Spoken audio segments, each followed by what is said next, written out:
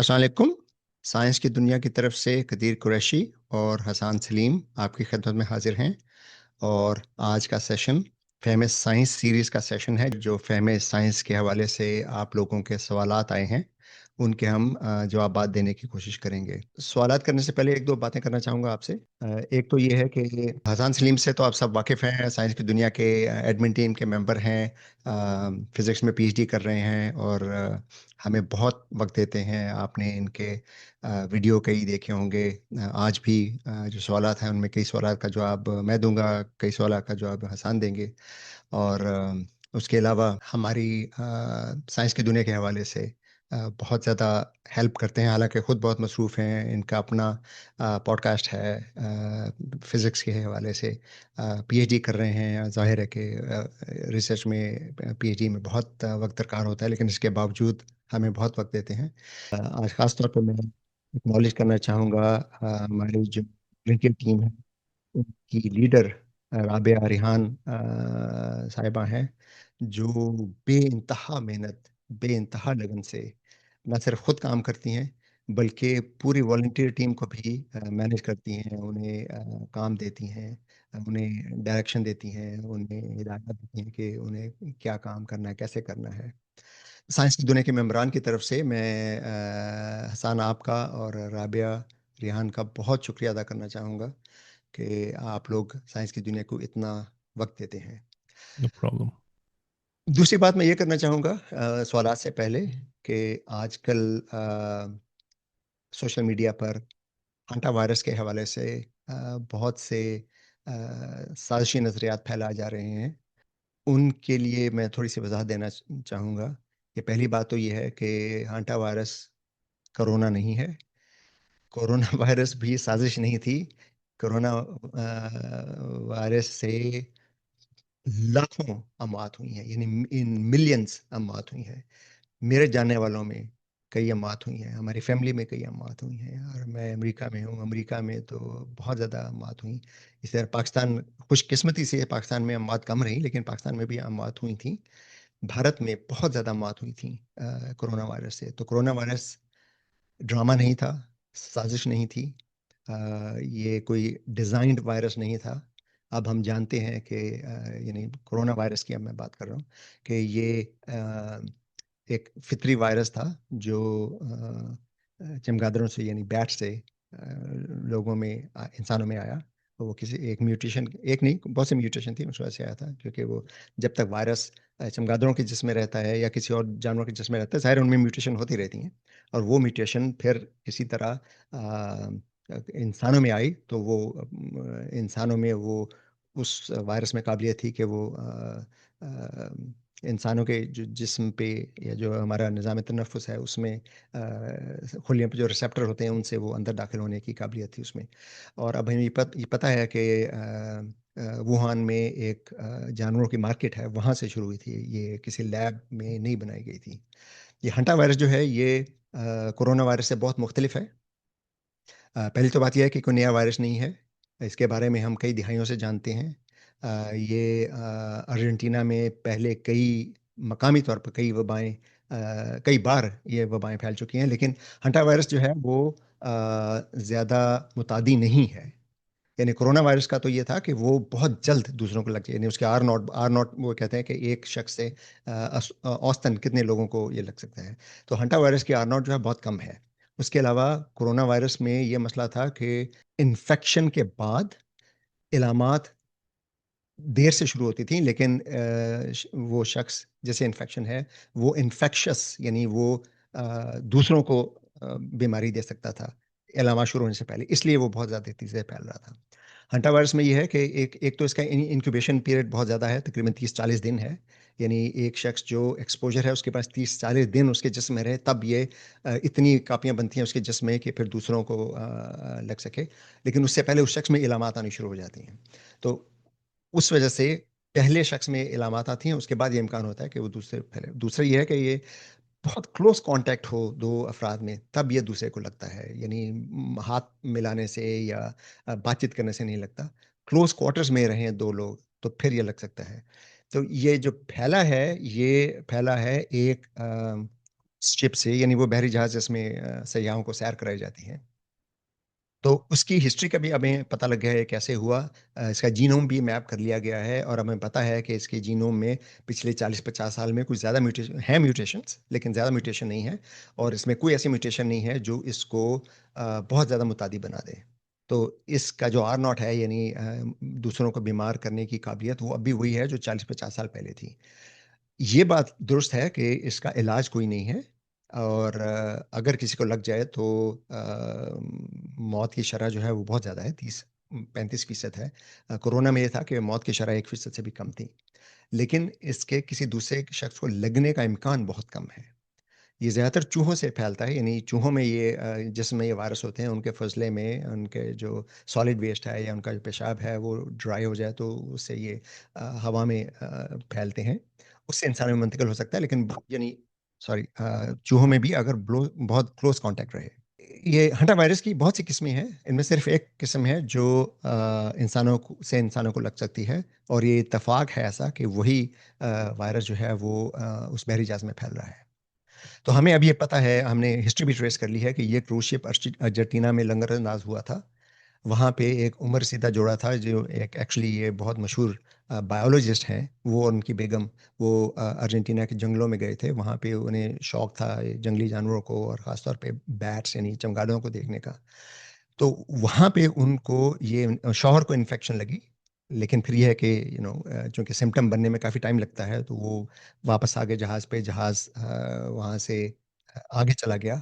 उसके बाद ये क्रूज़ के दौरान शौहर की तबीयत ख़राब होने लगी, और फिर तबीयत ख़राब होने के 3 ही दिन बाद शौहर का इंतकाल, यानी उस पे क्रूज़ शिप पे ही उनका इंतकाल हो गया। उसके बाद उनकी बेगम की तबीयत भी ख़राब होने लगी, तो उन्हें फिर हेलीकॉप्टर के ज़रिए खुश्की पर ले जाया गया और एक अस्पताल में दाखिल किया गया, लेकिन वहाँ वो भी दम तोड़ गईं।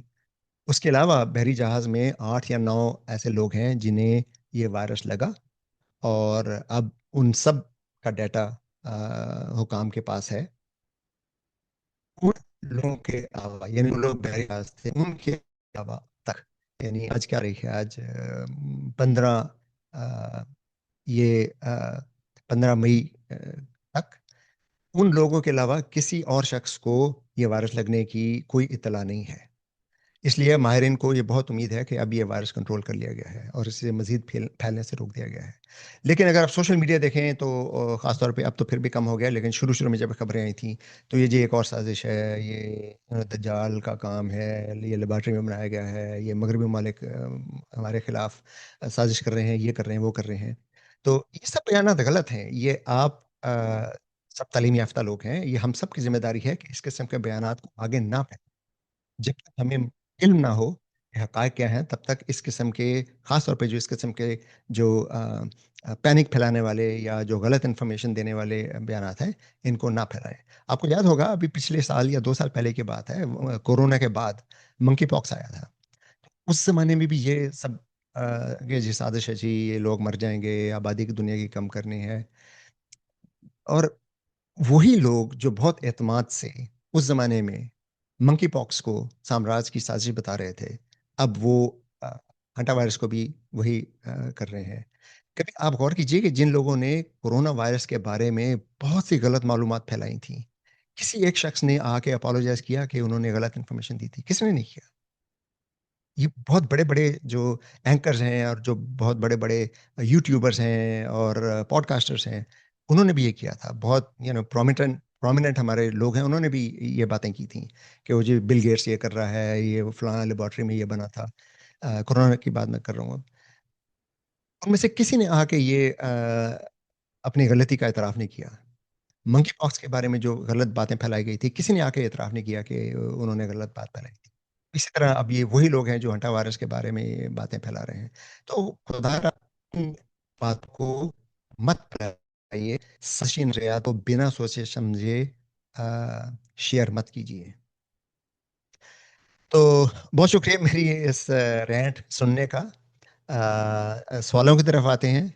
तो पहला सवाल ये है, तो ये मैं हसन आपसे रिक्वेस्ट करूँगा कि आप इसका जवाब दें, फिर अगर कुछ मुझे लगा तो मैं भी कर दूँगा। 20वीं सदी में नासा पहले ही चाँद पर गया था और वहाँ लैंडिंग भी कर चुका था। अब आर्टेमिस की शक्ल में दोबारा से चाँद पर जाने की राह हमवार की जा रही है। تو ہم یعنی پہلے سے جانتے ہیں کہ یہ چاند ایک ایسی جگہ ہے جہاں پہ زندہ رہنا انسان کا ممکن نہیں ہے، تو پھر وہاں پہ بار بار جانے کی کوشش کیوں جا رہی ہے، اس کے لیے پیسے کیوں خرچ کیے جا رہے ہیں؟ یہ بائی دا وے امیر ضیافہ صاحب کا سوال ہے، جو ہمارے بہت محنتی اور بہت قابل اور بہت زیادہ کام کرنے والے والنٹیئر بھی ہیں. تو اس کے بجائے کسی قابل رہائش سیارے کو کیوں نہ تلاش کیا جائے؟ جی. سو پہلی بات تو یہ ہے کہ اس سوال میں آئی ڈونٹ نو کہ ایسا لگ رہا ہے کہ یہ assumption ہے کہ جو انہوں نے لکھا ہوا ہے نا کہ ہم چاند کی بجائے یہاں پہ لکھا ہوا ہے کہ ایسے سیارے تلاش کریں جہاں پہ ہم رہ سکیں. تو یہ assumption ہے کہ ایز اف کہ وہ ریسرچ نہیں ہو رہی. بالکل ہو رہی ہے. ایکزو ہوں پلانٹس کے اوپر میری اپنی ایک کالیگ ہے، ایک دو کالیگز ہیں جو کام کرتے ہیں ایکزو پلانٹس کے اوپر. تو ایسے سیاروں کی تلاش جہاں پہ انسان رہ سکے وہ جاری ہے. ایسا نہیں ہے کہ اگر ہم چاند پہ جائیں گے تو ہم وہ ریسرچ نہیں کر رہے. دوسری بات یہ ہوں ہے کہ اگر ہم ایسے سیارے تلاش کر بھی لیں جہاں پہ انسان جو ہے وہ رہ سکتا ہے، تو ابھی کوئی امید نہیں ہے ہمارے پاس ایٹ لیسٹ اس ایرا کے اندر کہ ہم وہاں پہ جا سکیں گے. انفیکٹ ہمارا جو نیئرسٹ ستارہ ہے پروکسیما سینچوری، وہاں پہ بھی جانے کے لیے ہمیں ہزاروں سال چاہیے، بیکاز وہ آلموسٹ 4 لائٹ ایئرز دور ہے ہم سے. تو ہوں اگر ہم ایسا سیارہ تلاش کر بھی لیں تو وہاں پہ ہم جا تو نہیں رہے ابھی. تو اگر ہم نے اس ٹیکنالوجی کو ڈیولپ کرنا ہے اور ہمیں یہ سیکھنا ہے کہ اسپیس فلائٹ کیسے کرنی ہے، تو آپ سٹارٹ ایسے کرو گے کہ آپ کے جو قریب ترین جو باڈیز ہیں جیسے کہ چاند یا مارس، پہلے آپ وہاں پہ جاؤ اور پھر آپ آف ہوں کورس آگے آگے پلانٹس پہ جا سکتے ہو.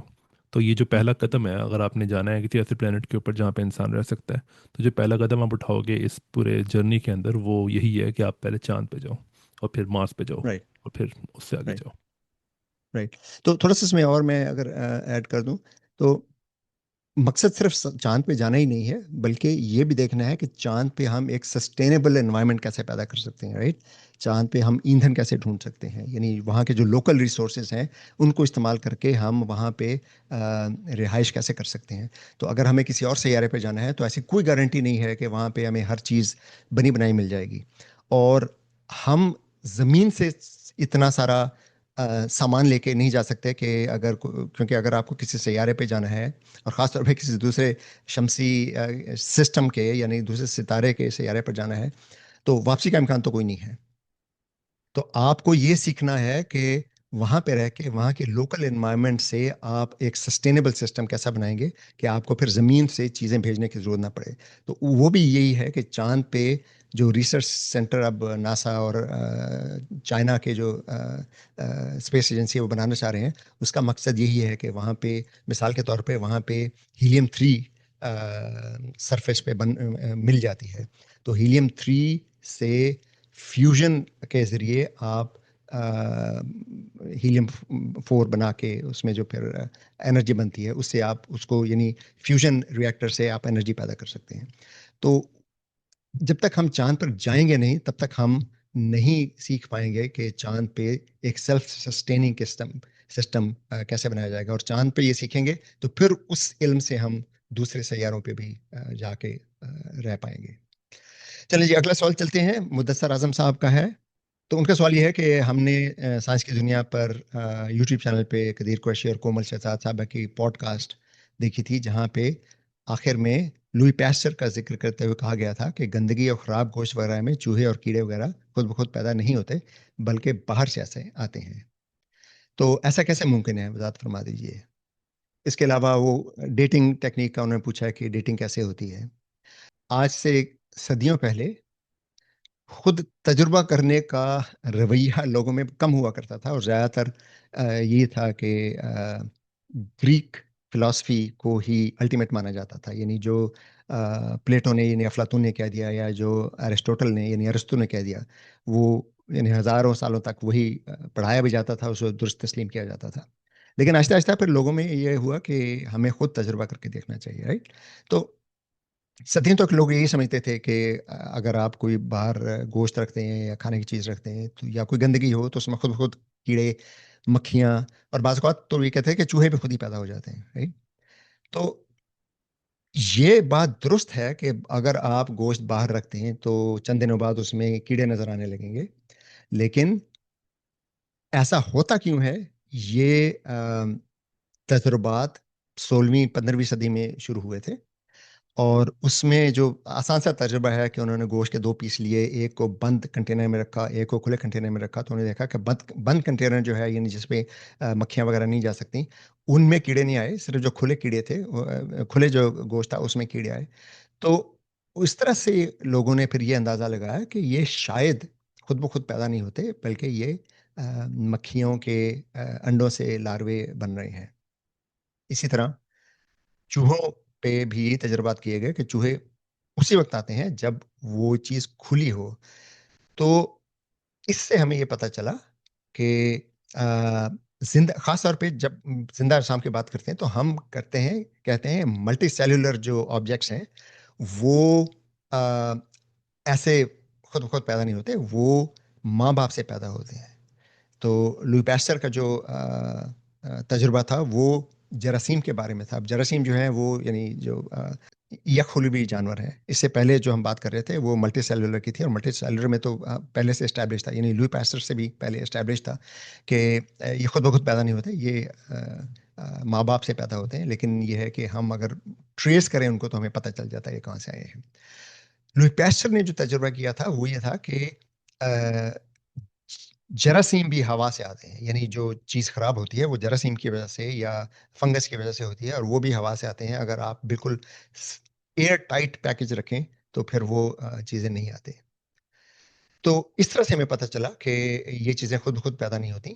اور اب تو چونکہ ہم بایولوجی کو سمجھتے ہیں، بایو کیمسٹری کو سمجھتے ہیں، تو ہمیں یہ علم ہے کہ ہر ملٹی سیلولر نو ایک خلیے سے بنتی ہے. یعنی جو انسان ہو یا جانور ہوں یا پرندے ہوں یا پودے ہوں، یہ سب ملٹی سیلولر ہیں، اور ان کا آغاز ایک فرٹیلائز خلیے سے ہوتا ہے، اور اس کے بعد پھر اس کے تقسیم اور اس کی پھر اسپیشلائزیشن، اس سے یہ بنتے ہیں. سنگل سیل جو ہے وہ بھی خود بخود نہیں بن جاتے، وہ بھی یعنی ماضی میں جب زندگی شروع ہوئی تھی 4 ارب سال پہلے، اس وقت ماحول بہت مختلف تھا، اس کی بات نہیں کر رہے. لیکن آج کل بیکٹیریا بھی خود بخود پیدا نہیں ہوتے، یہ بھی فشن یعنی خلیوں کی تقسیم سے پیدا ہوتے ہیں. ویسے ایک دوسرا آپ بات کا جو سوال تھا. جی گو سوری ہیڈ ایک بات گو جو ہیڈ. آپ نے کی وہ شاید کسی کو عجیب سی لگے. آپ نے کہا کہ یہ جو جراثیم ہوتے ہیں وہ بھی ہوا سے آتے ہیں. ہوا سے وہ اس لیے آتے ہیں بیکاز ہوا میں سپورز ہیں. ایسا نہیں کہ ہوا اٹ رائٹ سیلف جو ہے وہ جراثیم پیدا کر رہی ہے، اس کے اندر کچھ ہے رائٹ. ہوا کے اندر جو کہ بالکل پیدا کر رہا بالکل ہے. بالکل.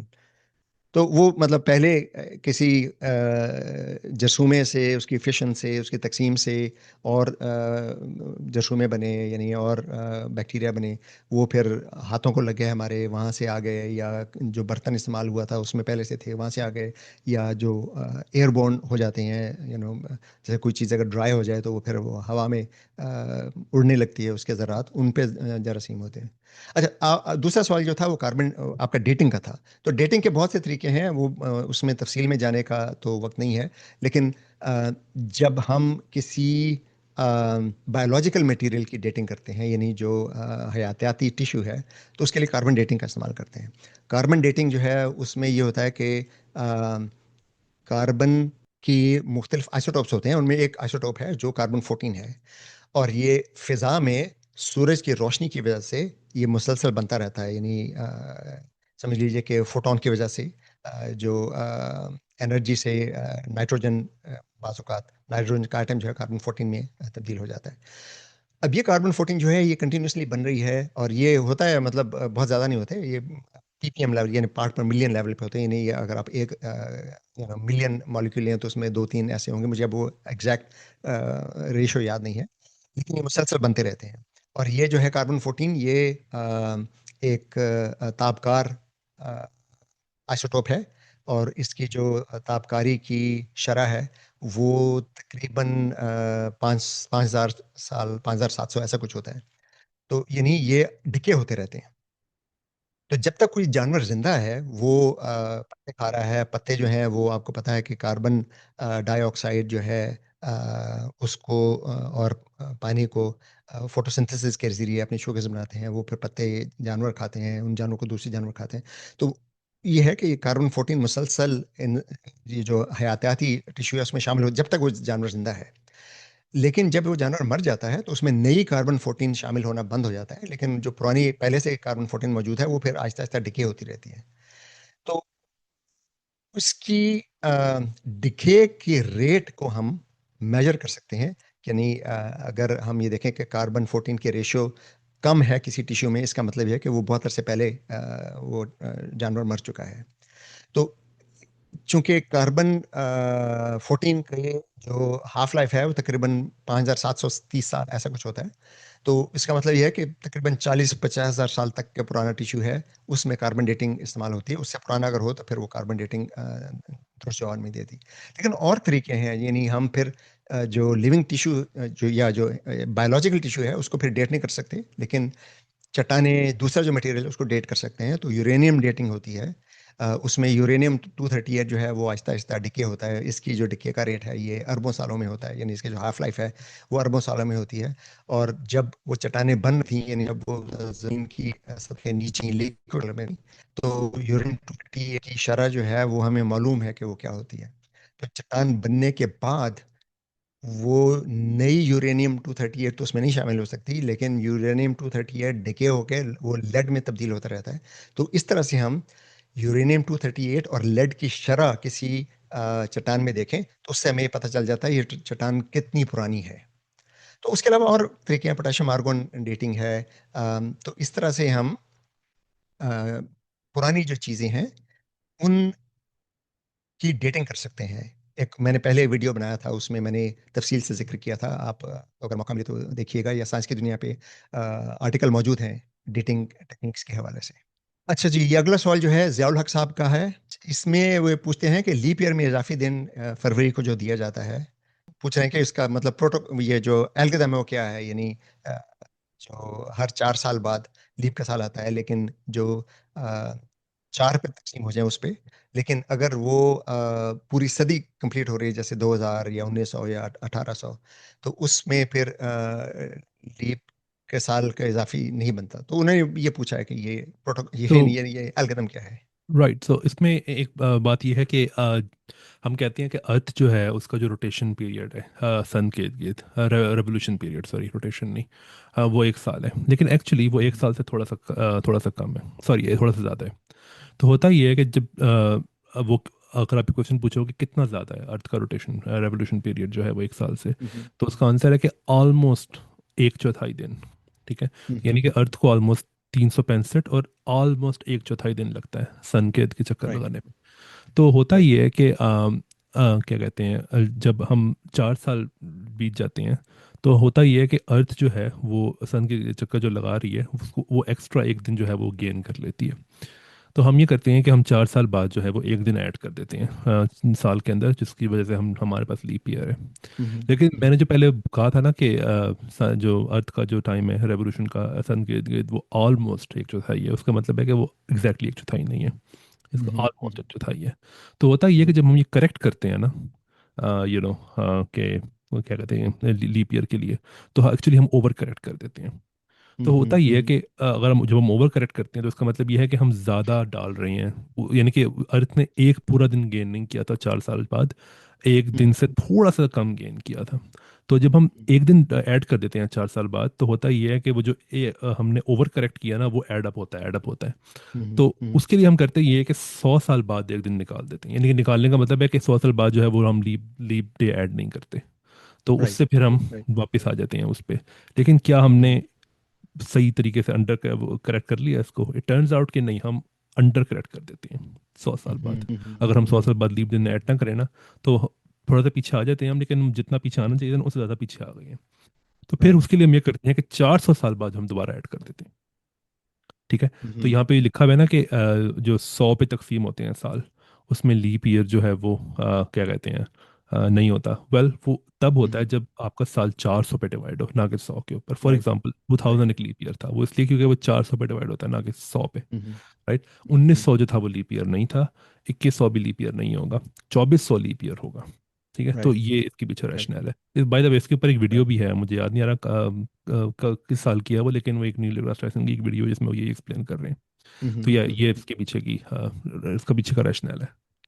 رائٹ. تو ایک تھوڑی سی یہ وضاحت کر دوں، بعض اوقات لوگ یہ بھی پوچھتے ہیں جی کہ اس کی ضرورت کیا ہے، کریکشن کی ضرورت کیا ہے.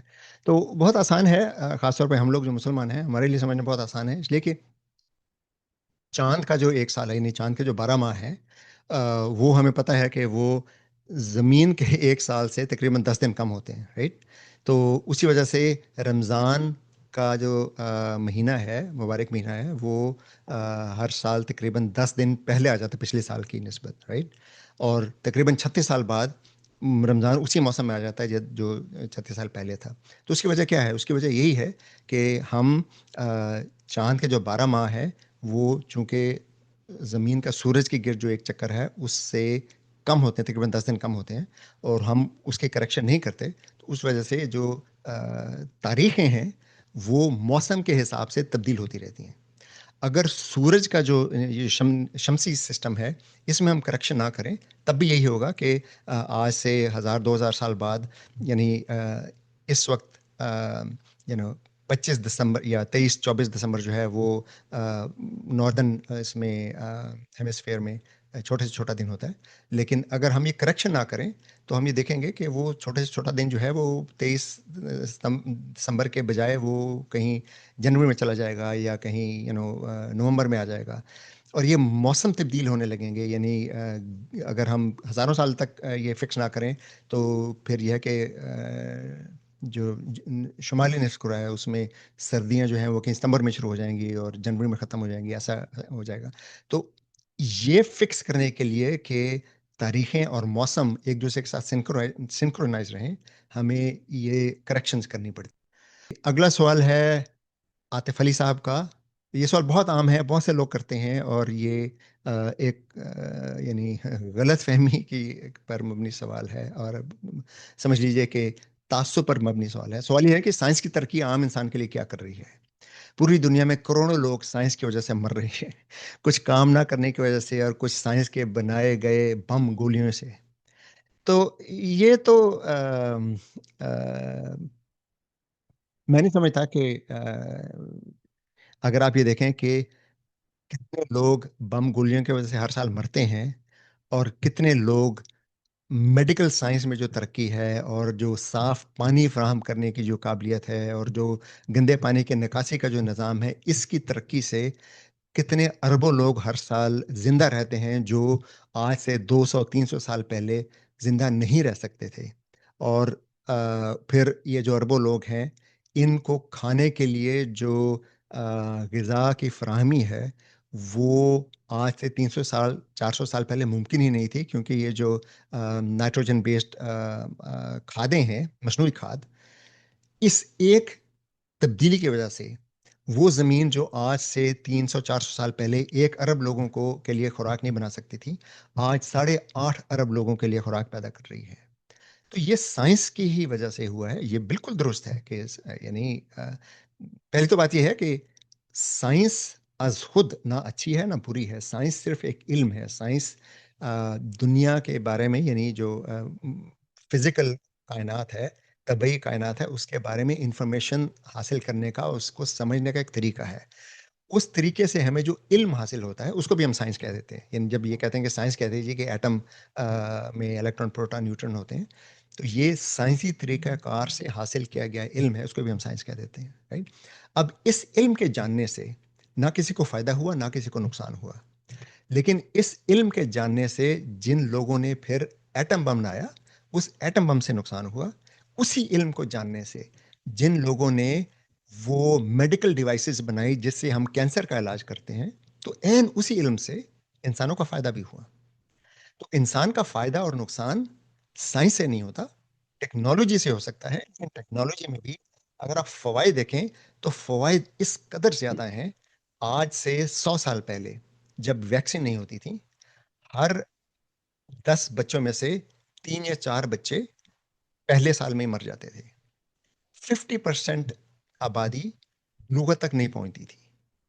آج بچوں کے مرنے کی شرح دنیا کے جو ترقی یافتہ علاقے ہیں، ممالک ہیں، اس میں 0.001% سے بھی کم ہے۔ ہمارے ہاں ابھی بھی تھوڑی سی زیادہ ہے، جو بہت بدقسمتی کی بات ہے، اس لیے کہ ان بچوں کو بچایا جا سکتا ہے، لیکن چونکہ میڈیکل سہولیات نہیں ہیں تو بعض اوقات بچوں کو بچانا ممکن نہیں ہوتا۔ لیکن ہمارے ہاں بھی پچھلے 100 سال کی نسبت چائلڈ مورٹیلٹی ہیز پلمٹڈ، اس کی جو شرح ہے بہت کم ہو گئی ہے، کیونکہ سائنس کی وجہ سے ہوا ہے۔ تو ہم اگر اپنا نظریہ پہلے سے قائم نہ کریں، یعنی ہم صرف منفی چیزوں کو نہ دیکھیں، ہم مثبت اور منفی دونوں کو دیکھیں، تو سائنس کے فوائد سائنس کے نقصانات کی نسبت کئی ہزاروں گنا زیادہ ہیں.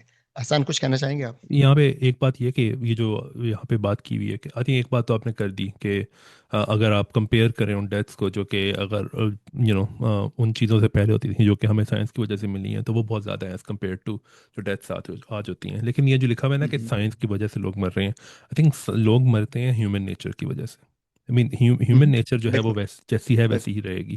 تو بالکل. سائنس کو بلیم کرنا آئی تھنک صحیح نہیں ہے یہاں پہ، بیکاز ہیومن نیچر جو ہے اس کی وجہ سے لوگ مر رہے ہیں، نہ کہ سائنس اٹ کی وجہ سے. اور دوسری بات یہ ویسے اب مجھے نہیں پتا آپ یہ ڈالیں گے یا نہیں اس سیشن کے اندر، اگر نکالنا ہو تو آپ نکال دینا. لیکن اگر یہی کرائٹیرین آپ نے رکھنا ہے تو اس دنیا کی تاریخ میں سب سے زیادہ جس چیز کی وجہ سے لوگ مرے ہیں نا وہ مذہب ہے. تو کیا آپ کہہ دیں گے کہ مذہب برا ہے؟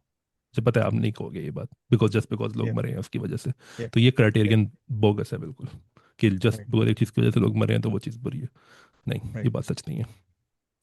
اچھا، ایک اور بات اس میں جو ضمن میں کہوں گا کہ یہ بات ٹھیک ہے کہ ایٹم بم بنانا یا گولیاں بنانا یا بندوقیں بنانا یہ ٹیکنالوجی کا کام ہے، یہ انجینئر کرتے ہیں، یہ اس میں سائنسدان مدد بھی کرتے ہیں.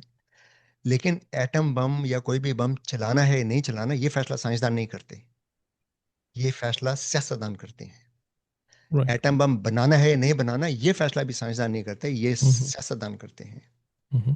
کوئی بھی ٹیکنالوجی جو دفاع کے لیے یا جنگ کے لیے بنائی جاتی ہے، اس ٹیکنالوجی کے بنانے کا فیصلہ سائنسدان نہیں کرتے، سیاستدان فیصلہ کرتے ہیں. اور سیاستدانوں کو آپ اور میں چنتے ہیں. ہم یہ ڈیسائیڈ کرتے ہیں کہ کون سا سیاستدان. اب یہ وہ الگ بات ہے کہ دھاندلی ہوتی ہے، ہوتا ہے وہ ہوتا ہے، لیکن بیسک جو سسٹم ہے وہ یہی ہے کہ دنیا میں زیادہ تر ممالک میں عوام یہ فیصلہ کرتے ہیں کہ سیاستدان کون بنیں گے، کون ملک چلائیں گے. اور وہ ملک چلانے والے فیصلہ کرتے ہیں کہ انہوں نے ڈیفنس پہ کتنا خرچہ کرنا ہے، انہوں نے صحت پہ کتنا خرچہ کرنا ہے. یا اگر یا پھر آپ کو نہ بھی جی چوز کریں، اگر کوئی ڈکٹیٹر بھی ہے تو اگین وہاں پہ بھی سائنسدان فیصلہ نہیں کر رہے، وہاں پہ سائنسدان جو ڈکٹیٹر ہے وہ فیصلہ ایگزیکٹلی کر رہے ہیں. بالکل بالکل. تو فنڈنگ کس پروجیکٹ کی کرنی ہے یہ فیصلہ حکومت کرتی ہے، سائنسدان نہیں کرتے. سائنسدانوں کو بتایا جاتا ہے کہ آپ کو اس پروجیکٹ کے لیے اتنے فنڈ مل رہے ہیں، اس پروجیکٹ کے لیے اتنے فنڈ مل رہے ہیں. تو یہ شکایت آپ سیاستدانوں سے اور حکام سے کیجیے. اور اس میں اچھا، ایک یہ اور اگلا چیز، سوال ہے. اس میں جی ایک اور جی، چیز گو بھی ہے ہیڈ کہ گو ہیڈ. ابھی یہاں پہ آپ کو یہ بہت بڑا لمبا کویشچن ہے، لیکن آئی تھنک اس میں آپ کو یہ سمجھنا پڑے گا کہ دنیا جو ہے وہ آئیڈیل نہیں ہے. اگر کوئی بندہ یہ کہے نا کہ اوکے تو یہ فیصلہ کیوں نہیں کرتے سائنسدان، ان کو کرنا چاہیے، تو پھر اس میں کچھ ریالٹی ہے دنیا کی. اس میں ایک ریالٹی یہ ہے کہ دنیا میں پاور سٹرکچرز ہیں اور سائنسدان جو ہے وہ پاور سٹرکچر میں اوپر نہیں آتے، اوپر سیاستدان آتے ہیں. پھر آپ یہ کوشچن پوچھ سکتے ہو کہ اوکے سائنسدان کیوں نہیں آتے، سیاستدان کیوں آتے ہیں؟ پھر آئی تھنک اس میں اگین ہیومن نیچر ہے. ہیومن نیچر، ایگزیکٹلی مجھے رائٹ. نہیں لگتا ہیومن نیچر سائنس کو ویلیو کرتی ہے اتنا کہ وہ ان کو پاور بالکل سٹرکچر میں اوپر رکھے، نہیں رکھے گی وہ. تو وہ اس میں بالکل ہیومن اگین ساری بات ہیومن نیچر کے اوپر ہے، نہ کہ سائنس کے اوپر. بالکل بالکل. چلیے اگلا سوال جو ہے وہ شامیر صاحب کا ہے بلوچستان سے. ان کا سوال یہ ایک عام غلط فہمی ہے، لیکن آئی تھنک اس پہ بات کرنا ضروری ہے کہ کیا بائیں کروٹ سونے سے دل پر دباؤ پڑتا ہے.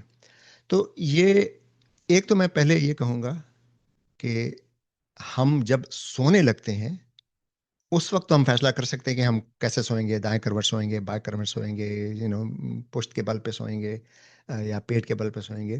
لیکن سونے کے بعد ہمیں یہ نہیں پتا ہوتا کہ ہم ساری رات کس پوزیشن میں ہیں، ہم کروٹ بدلتے رہتے ہیں.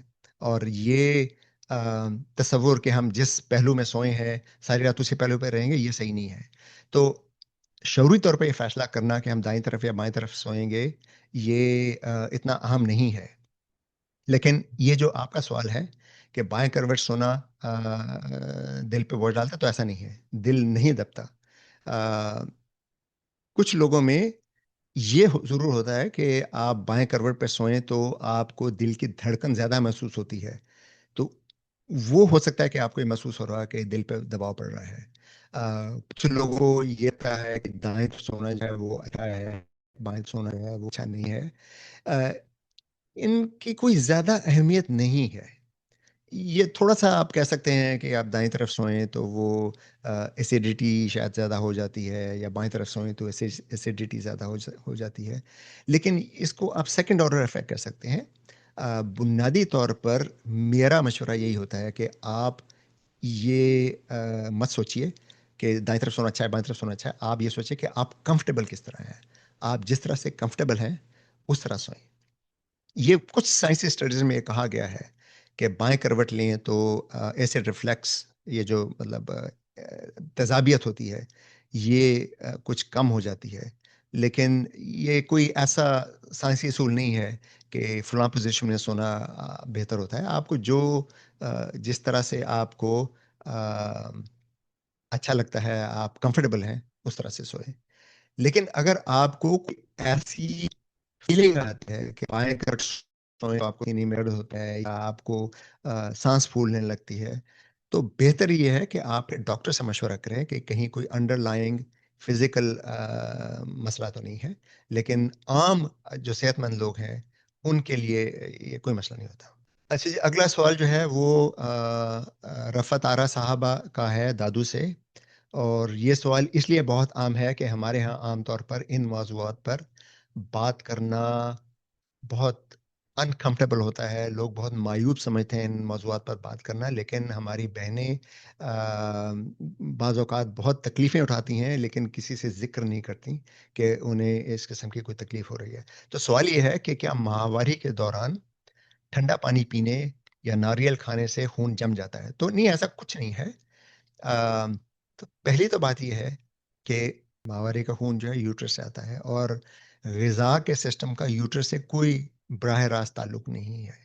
اس لیے یہ سوچنا کہ ماہواری کے دوران فلاں کام کرنے سے خون جم جاتا ہے یوٹرس کے اندر، یہ ایک روایت ہے لیکن غلط روایت ہے. اس کا کوئی حقیقت سے کوئی تعلق نہیں ہے. تو پہلی تو بات یہ ہے کہ تھوڑا سا اگر میں عرض کر دوں کہ جو خواتین جنہیں پیریڈ آتے ہیں وہ کیوں آتے ہیں؟ اس لیے کہ ہر ماہ اووری سے ایک بیضہ خارج ہوتا ہے، اور بیضہ خارج ہونے سے پہلے یوٹرس میں اس بیضے کے فرٹیلائز ہونے کی صورت میں امپلانٹیشن ہوتی ہے. یعنی وہ پھر یوٹرس میں جا کے امپلانٹ ہوتا ہے جہاں پہ پھر بچہ نشو نما پاتا ہے. تو اس کی تیاری کے لیے جو یوٹرس کی اندرونی تہ ہے جسے اینڈومیٹریم کہتے ہیں، اس میں نیا ٹیشو بننے لگتا ہے. اور وہ ٹیشو جیسے میں نے عرض کیا تھا کہ اگر بیضہ خارج ہونے کے بعد فرٹیلائز ہو جائے تو وہ وہاں کے آ کے امپلانٹ ہوتا ہے.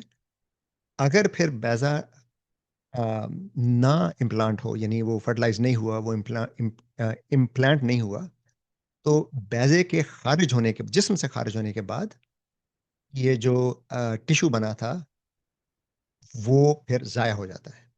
تو یہ جو ضائع ہونا ہے اس ٹیشو کا، وہ خون کی صورت میں خارج ہوتا ہے جسم سے، جسے ہم ماہواری کا خون کہتے ہیں. تو اس میں نہ تو ٹھنڈے پانی سے اس کو کوئی اثر ہوتا ہے، نہ گرم پانی سے اس کو کوئی اثر ہوتا ہے، نہ ناریل کھانے سے اس پر کوئی اثر آتا ہے، نہ کوئی اور چیز کھانے سے اس پر کوئی اثر آتا ہے. یہ ضرور ممکن ہے کہ کچھ خواتین میں ٹھنڈا پانی پینے سے انہیں کریمپس یا ڈسکمفرٹ زیادہ ہو. لیکن یہ کریمپ یا ڈسکمفرٹ جو ہے، یہ اس کا مطلب یہ نہیں ہے کہ خون جم رہا ہے. تو یہ بالکل ایک صرف ہمارا ایک سمجھ لیجیے کہ توہم ہے، جو ہمارے ہاں توہمات مشہور ہیں ان میں سے ایک ہے. اس میں کوئی ایسی بات نہیں ہے. اگر آپ کو خواتین کو ماہواری کے دوران بہت شدید درد ہو، یا بڑے بڑے کلاٹ آ رہے ہوں، یا بلیڈنگ بہت زیادہ ہو، جس سے کہ پھر وہ خون کی کمی ہو جاتی ہے، خواتین میں آئرن کی کمی ہو جاتی ہے، تو وہ پھر ایسی چیز ہے جس کے لیے آپ کو گائنیکالوجسٹ سے، اپنے ڈاکٹر سے مشورہ کرنا ضروری ہے. لیکن عام حالات میں پیریڈ کے دوران پانی پینا، ٹھنڈا پانی پینا، یا فلاں چیز کھانا فلاں چیز نہیں کھانا، یہ ایسا کچھ نہیں ہے. اچھا جی، اگلا سوال جو ہے وہ کھوٹی سے ہے عجب خان صاحب کا. اور یہ کہتے ہیں جی کہ کیا سن اسکرین لگانے سے اسکن کینسر ہو جاتا ہے؟ کیا یہ بات درست ہے؟ نہیں. تو جی نہیں، یہ بات بالکل درست نہیں ہے. یہ بھی صرف ایک سمجھ لیجیے کہ سازشی نظریہ ہے. آپ جب بھی یہ دیکھیں کہ فلاں کام کرنے سے یا فلاں چیز کھانے سے یا فلاں چیز استعمال کرنے سے کینسر ہو جاتا ہے، تو آپ فوری طور پر اسے ریجیکٹ کر سکتے ہیں. صرف ایک چیز ہے جس کے بارے میں ہم بہت اعتماد سے کہہ سکتے ہیں کہ ڈائریکٹ کوریلیشن ہے، اور وہ ہے اسموکنگ کا. یعنی سگریٹ نوشی کا اسموکنگ پھیپھڑوں کے کینسر سے براہ راست تعلق ہے. اب اس کا بھی یہ نہیں ہے کہ ایسا نہیں ہے کہ جو شخص سگریٹ پیتا ہے اسے کینسر ہو جائے گا. سگریٹ پینے سے کینسر ہونے کا امکان کئی سینکڑوں گنا بڑھ جاتا ہے. یہ پھیپھڑوں کے کینسر کی بات کر رہا ہوں میں. لیکن اس کے علاوہ باقی جو ہم یہ جی کہ فلاں چیز کھا لے تو کینسر ہو جاتا ہے، جلی روٹی کھا لے تو کینسر ہو جاتا ہے، یہ بات بالکل صحیح نہیں ہے. اس کا مطلب یہ نہیں ہے کہ ہمیں جلی روٹی کھا لینی چاہیے، لیکن یہ ہے کہ اگر ہم یہ عادت بنا لیں کہ ہم ہر جلی ہوئی چیز کھاتے ہیں تو اس سے کینسر کا امکان، معدے کے کینسر کا امکان کچھ بڑھ سکتا ہے. لیکن یہ کہنا کہ فلاں کام سے کینسر ہو جاتا ہے فلاں کام سے نہیں، یہ بالکل غلط بات ہے. اور خاص طور پر سنسکرین کے بارے میں، سنسکرین تو لگائی ہی اس لیے جاتی ہے کہ سنسکرین سے سکن کینسر کا امکان کم ہو جاتا ہے، کیونکہ الٹرا وائلٹ ریڈیشن ہماری جلد کو نقصان پہنچاتی ہے. میں نے ابھی پہلے ایک جو بات کی تھی جب سیل فون کی ہم بات کر رہے تھے، کہ سیل فون کی جو ریڈیشن ہے جو ٹاور سے آتی ہے، جو آپ کے سیل فون سے نکلتی ہے، وہ مائکرو ویو رینج میں ہے، وہ آئونائزنگ نہیں ہوتی. لیکن الٹرا وائلٹ ریڈیشن جو سورج سے آتی ہیں، ان میں ایک تو ویزیبل روشنی ہوتی ہے، ایک پھر اس سے بھی کم فریکوینسی کی روشنی، زیادہ فریکوینسی کی روشنی ہوتی ہے، جسے الٹرا وائلٹ کہا جاتا ہے. تو اس کی آپ کو پتا ہے کہ فوٹونز کی انرجی ان کی فریکوینسی کے ڈائریکٹلی پروپورشنل ہوتی ہے. تو الٹرا وائلٹ فوٹونز کی انرجی اتنی ہوتی ہے کہ وہ ڈی این اے کے جو بانڈ ہیں وہ توڑ سکتے ہیں. تو اس سے پھر وہ ڈی این اے میں میوٹیشن ہوتی ہے، جس سے اسکن کینسر کا خطرہ ہوتا ہے. تو اسی لیے کہا جاتا ہے کہ آپ باہر نکلیں، دھوپ میں نکلیں، تو آپ جسم پر یہ لگائیں، سنسکرین لگائیں، کیونکہ اس سے یہ الٹرا وائلٹ کو روک دیتی ہے. یعنی 99.9% اچھی جو سنسکرین ہے وہ 99.9% سے زیادہ فوٹونز کو روک دیتی ہیں. تو یہ غلط فہمی جو پھیلتی ہے، یہ سوشل میڈیا کی مس انفارمیشن کی وجہ سے پھیلتی ہے. اور ہمارے ہاں یہ ایک خوف پھیلا دیا گیا ہے کہ کوئی بھی چیز جس میں کیمیکل ہو اس سے کینسر ہو جاتا ہے. ایسا بالکل نہیں ہے. تو بہتر یہ ہے کہ ہم سورج سے جب بھی باہر نکلیں تو دھوپ سے بچاؤ کے لیے سنسکرین لگائیں، یا پھر جسم پر کوئی کپڑا ایسا رکھیں کہ ڈائریکٹ سورج دھوپ ہمارے جسم پر نہ پڑے. اگلا جو سوال ہے وہ ہے شہاب الدین صدیقی صاحب کا ٹنڈو آدم سے. تو یہ سوال بھی بہت اہم ہے، کیونکہ یہ اس بارے میں بھی بہت سوشل میڈیا پہ غلط انفارمیشن پھیلائی جا رہی ہے. سوال یہ ہے کہ کیا انسانوں میں وائی کروموسوم واقعی ختم ہو رہا ہے، اور اگر ایسا ہے تو کیا مستقبل میں مردوں کی تعداد کم ہو جائے گی یا وہ ختم ہو جائیں گے؟ تو نہیں، ایسا کچھ نہیں ہے. پہلی تو بات یہ ہے کہ وائی کروموسوم اور ایکس کروموسوم، جو کہ ہمیں پتہ ہے کہ یہ جنس کی تخصیص کرتے ہیں. یعنی اگر ایکس کروموسوم ہے تو وہ لڑکی بنتی ہے فرٹیلائزیشن کے بعد، اگر ایکس وائی کروموسوم ہے تو وہ لڑکا بنتا ہے. اور وائی کروموسوم جو ہے وہ ہمیشہ والد کی طرف سے آتا ہے، وہ کبھی والدہ کی طرف سے نہیں آتا. ایکس کروموسوم جو ہے والد یا والدہ دونوں طرف سے آ سکتا ہے. تو ایکس اور وائی کروموسوم یہ صرف انسانوں میں نہیں ہوتے، یہ تمام میملز میں پائے جاتے ہیں. اور جنس کی تخصیص کا جو نظام ہے تمام میملز میں ایک جیسا ہے، اور یہ تمام میملز میں ہو رہا ہے کہ وائی کروموسوم میں جینز کی تعداد کم ہو رہی ہے. تو یہ بھی میں واضح کر دوں کہ عام طور پہ ہم یہ کہہ دیتے ہیں کہ وائی کروموسوم سے جنس لڑکا بنتا ہے. اصل میں یہ کروموسوم کی وجہ سے نہیں ہے، یہ جینز کی وجہ سے ہے. وائی کروموسوم پہ وہ جینز ہوتے ہیں، جیسے ایک ایس آر وائی جین ہے. ایس آر وائی کا مطلب ہے sex defining region in Y chromosome, تو اس لیے اس کو ایس آر وائی کہتے ہیں، رائٹ. تو یہ ایک جین ہے جو وائی کروموسوم پہ ہوتا ہے. لیکن اصل جو ڈیفینیشن ہے جنس کی، وہ ایس آر وائی جین کی وجہ سے ہوتی ہے. یہ جین اگر وائی کروموسوم سے کسی دوسرے کروموسوم میں منتقل ہو جائے تو اس سے مرد ختم نہیں ہو جائیں گے، وہ جین پھر بھی کام کرتا رہے گا. وائی کروموسوم میں وہ جین پھر نہیں رہے گا، اور پھر وائی کروموسوم کو ہم یہ کہیں گے کہ یہ جین کی تخصیص یا یہ جنس کی تخصیص کے لیے اب کام نہیں کر رہا. تو ایک تو پہلی بات یہ ہے کہ اس کا وائی کروموسوم سے تعلق نہیں ہے، اس کا جین سے تعلق ہے. دوسری بات یہ ہے کہ یہ بات درست ہے کہ وائی کروموسوم میں جینز کی تعداد کم ہو رہی ہے، لیکن یہ صرف انسانوں کے لیے نہیں، یہ تمام میملز کے لیے ہے. اور کچھ انواع میں وائی کروموسوم آلریڈی ختم ہو چکا ہے، کیونکہ یہ جو سیکس اسپیسیفائنگ جینز ہیں وہ آلریڈی دوسرے क्रोमोसोम में मुंतकिल हो चुके हैं। तो अब मैं जीन और क्रोमोसोम का फ़र्क भी वाज़ेह कर दूँ। इंसान का डीएनए जो है ये 23 क्रोमोसोम्स में तक़सीम होता है। तो क्रोमोसोम्स को आप समझ लीजिए कि अगर इंसान का डीएनए एक किताब है, तो क्रोमोसोम जो है चैप्टर्स हैं। हर चैप्टर में कुछ जीन्स हैं। जीन्स जो है वो प्रोटीन बनाने की रेसिपी है। रेसिपी का मतलब जिस तरह खाना पकाने की तरकीब होती है, तो ये जीन जो है ये प्रोटीन बनाने की तरकीब है। तो अब खाना पकाने की जो किताब है उसमें इसी रेसिपी को, खाना बनाने की तरकीब को एक चैप्टर से दूसरे चैप्टर में मुंतकिल कर दिया जाए, तो उससे वो तरकीब गलत नहीं हो जाती। राइट? ये सिर्फ़ एक तक़सीम है जो चैप्टर्स पर जो तक़सीम है, उसका जीन्स के फ़ंक्शन से कोई ताल्लुक नहीं है। तो अगर कोई जीन एक क्रोमोसोम से दूसरे क्रोमोसोम में मुंतकिल हो जाए, तो उससे वो जीन के एक्सप्रेशन में कोई फ़र्क नहीं पड़ेगा। तो वाई क्रोमोसोम पे जीन्स की तादाद कम हो रही है, जिनसी जीन्स अभी तक वाई क्रोमोसोम पे मौजूद हैं। मुस्तकबिल में इस बात का इम्कान है, अगरचे बहुत कम है, और ये अगर तब्दील हुई भी तो ये लाखों करोड़ों साल में होगी, ऐसा नहीं कि कल ख़त्म हो जाएँगे। लेकिन अगर ये तब्दीली होती भी है, तो उससे मर्द ख़त्म नहीं हो जाएँगे। वो जीन्स किसी और क्रोमोसोम में मुंतकिल हो जाएँगे। तो ये जो खौफ फैला दिया गया है कि जी उम्र ख़त्म हो जाएगी क्योंकि वाई क्रोमोसोम ख़त्म हो रहा है, ये बिल्कुल गलत बात है। ये करोड़ों सालों का प्रोसेस है, ये चंद सैकड़ों या हज़ारों साल में नहीं होगा, और ये इंसानों के साथ नहीं हो रहा, ये तमाम अनवा के साथ हो रहा है। अगला सवाल जो है वो कोई साहब हैं, ईथन डिकेज़ उनका आईडी है, मुझे पता नहीं उनका असल नाम क्या है। तो ये हसन आपके लिए सवाल है। क्या पूरी कायनात में कहीं ऐसी जगह हो सकती है जहाँ टाइम उल्टा चलता हो और वहाँ के जानदार हमें माज़ी में देख रहे हों? सो टाइम उल्टा चलना ये तो अजीब सी बात है। आई थिंक मुझे नहीं लगता कि ये होगा, लेकिन माजी में देखना जो है वो अगेन किस कॉन्टेक्स्ट के अंदर है, क्योंकि अगर कोई बंदा आपसे बहुत ज़्यादा दूर है, राइट, फॉर एग्जांपल हम सितारों से बहुत ज़्यादा दूर हैं, ठीक है, कुछ सितारे जो हमें नज़र आते हैं वो मर चुके हैं, राइट, लेकिन उनकी रोशनी जो है वो हम तक अब पहुंच रही है, तो हमें अभी तक लग रहा है कि वो जिंदा है। तो हम उनका माजी ही देख रहे हैं, और सिर्फ सितारों के बारे में नहीं, बल्कि हम जिस चीज़ को भी देखते हैं उसका हम थोड़ा सा माजी ही देखते हैं। हम किसी चीज़ को हाल में नहीं देख सकते, बिकॉज उस चीज़ से लाइट हम तक पहुंचने में कुछ टाइम लगता है। तो जो आप जिसको भी देखते हो आप उसको माजी में देखते हो, वो अलग बात है कि थोड़ा बिल्कुल हल्का सा माजी में देख रहे हो आप उसको।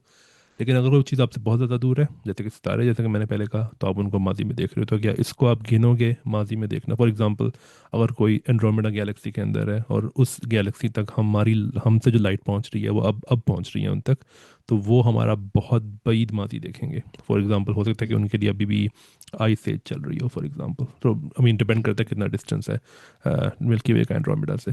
तो क्या आप जिसको भी देखते हो माजी में देखते हो। तो इस इन a sense you are right, but उसके लिए टाइम उल्टा चलना जो है वो ज़रूरी नहीं है। आप अगर थोड़ा-सा ये बता दें कि टाइम की डायरेक्शन की डेफ़िनिशन क्या है? यानी कैसे हम डिफ़ाइन करते हैं कि सो टाइम सो किस डायरेक्शन में जा रहा है? एरो ऑफ टाइम जो है वो एक अनसॉल्व प्रॉब्लम है, यानी कि उसकी अंडरस्टैंडिंग जो है वो हमें अभी तक फुली नहीं है, लेकिन कुछ वर्किंग डेफिनेशंस लोगों के पास हैं। एक वर्किंग डेफिनेशन जो है वो ये है कि टाइम की डायरेक्शन जो है वो उस डायरेक्शन, वो डायरेक्शन है जिस डायरेक्शन में एंट्रोपी इंक्रीज करती है यूनिवर्स की, because hmm, hmm, second law of thermodynamics जो है वो ये कहता है कि एंट्रोपी जो है वो डिक्रीज नहीं कर सकती, या तो वो हुँ, हुँ, कांस्टेंट रहती है यानी कि अनचेंज रहती है, या फिर वो इंक्रीज करती है। तो हुँ, हुँ, उसका मतलब ये है कि टाइम जो है वो उस डायरेक्शन में नहीं चल सकता जिस डायरेक्शन में एंट्रोपी जो है वो डिक्रीज करे। तो हम इस लॉ को यूज़ करते हैं टाइम की डायरेक्शन डिफाइन करने के लिए, कि टाइम की डायरेक्शन वो है जिस डायरेक्शन में एंट्रोपी जो है वो इंक्रीज करती है। तो अगर आप ये डेफिनेशन लो तो फिर इसका मतलब है कि टाइम उल्टा चलने का मतलब होगा कि एंट्रोपी जो है वो डिक्रीज कर रही है, जो कि सेकंड लॉ ऑफ थर्मोडायनेमिक्स के मुताबिक हो नहीं सकता। हुँ, हुँ, हुँ, हुँ। तो इसका मतलब है कि फिर बाय डेफ़िनिशन कायनात में किसी जगह मकामी तौर पर वक़्त का उल्टे साइड पे चलना मुमकिन नहीं है, राइट? इसलिए कि ये इस तो डेफिनेशन के मुताबिक यस, बिकॉज आई थिंक इसमें और भी प्रॉब्लम्स आएंगी बहुत सारी, लेकिन उसके लिए मुझे थोड़ा सा टेक्निकल होना पड़ेगा, लेकिन आई थिंक ये काइंड ऑफ मीनिंगलेस है कहना कि मकामी तौर पे टाइम उल्टा चल रहा है, बिकॉज हुँ, हुँ, आप एक तरह से ये कह रहे हो कि एक रीजन ऑफ स्पेस है और उस reason of hmm, hmm, space के अंदर जो है वो टाइम उल्टा चल रहा है। अगर आप स्पेस टाइम के कॉन्टेक्स्ट में इसको देखो तो ये काइंड ऑफ मीनिंगलेस है, हुँ, हुँ, बिकॉज हुँ, वो रीजन ऑफ स्पेस जो है वो डिफरेंट ऑब्जर्वर्स के लिए डिफरेंट हो जाएगा। और हमें पता है कि जो टाइम है वो भी चेंज होता है, जब आप एक रेफरेंस फ्रेम से दूसरे रेफरेंस फ्रेम में राइट, जाते हो, तो आई थिंक ये कंसिस्टेंट राइट। नहीं होगा। अगर टाइम जो है हम्म, वो उल्टा चलना शुरू हो जाए एक रीजन ऑफ स्पेस के अंदर, क्योंकि वो रीजन ऑफ स्पेस जो है वो रिलेटिव है, वो एब्सोल्यूट रीजन ऑफ स्पेस नहीं होते रिलेटिविटी के अंदर। राइट, तो या राइट, राइट, राइट, ठीक, ठीक। अच्छा जी, अगला सवाल जो है वो आयशा हुसैन का है, और ये बहुत गहरा, बहुत ही मुश्किल, और मेरे ख्याल में नामुमकिन है इस सवाल का पूरा जवाब देना। उनका सवाल ये है जी कि क्या शऊर हमारे फिजिकल दिमाग में कीमियाई और बरकी फायरिंग का नतीजा है, या एक अलहदा इकाई है? यानी यहाँ पे यानी ये कोरिलेशन है या कॉजेशन है? तो मुझे नहीं लगता कि इस सवाल का जवाब किसी भी इंसान के पास है, क्योंकि हमें अभी तक ये भी पता नहीं है कि शऊर क्या चीज़ है। शऊर की कोई मुतफ़िक़ा साइंसी डेफिनेशन मौजूद नहीं है। जब हम ये कहते हैं कि फ़लाँ जानवर में शऊर है या नहीं है, तो हमें कोई ऐसा तरीका हमारे पास नहीं है जिससे हम इस सवाल का जवाब दे सकें। कुछ लोग अगर ये कहते हैं जी कि शऊर जो है वो कायनात में हर जगह है, तो अब सवाल ये होता है कि इस बयान को कैसे टेस्ट किया जाएगा? यानी ये कोई ऐसा टेस्ट हमारे पास नहीं है जिससे हम इस सवाल का जवाब मालूम कर सकें। और जिस सवाल का जवाब किसी भी मुमकिना टेस्ट से देना, यानी जिस स्टेटमेंट को टेस्ट करना मुमकिन ना हो, वो स्टेटमेंट साइंस का हिस्सा नहीं होती। तो ये सवाल अज खुद साइंस का हिस्सा नहीं है, ये फ़लसफ़े का सवाल है। इसे हम मज़हब के कॉन्टेक्स्ट में डिस्कस कर सकते हैं, फ़लसफ़े के कॉन्टेक्स्ट में डिस्कस कर सकते हैं। साइंस के कॉन्टेक्स्ट में जब हम शऊर को डिस्कस करते हैं, तो एक महदूद दायरे में रह के डिस्कस करते हैं, और वह महदूद दायरा जो है वो न्यूरो साइंस का दायरा है।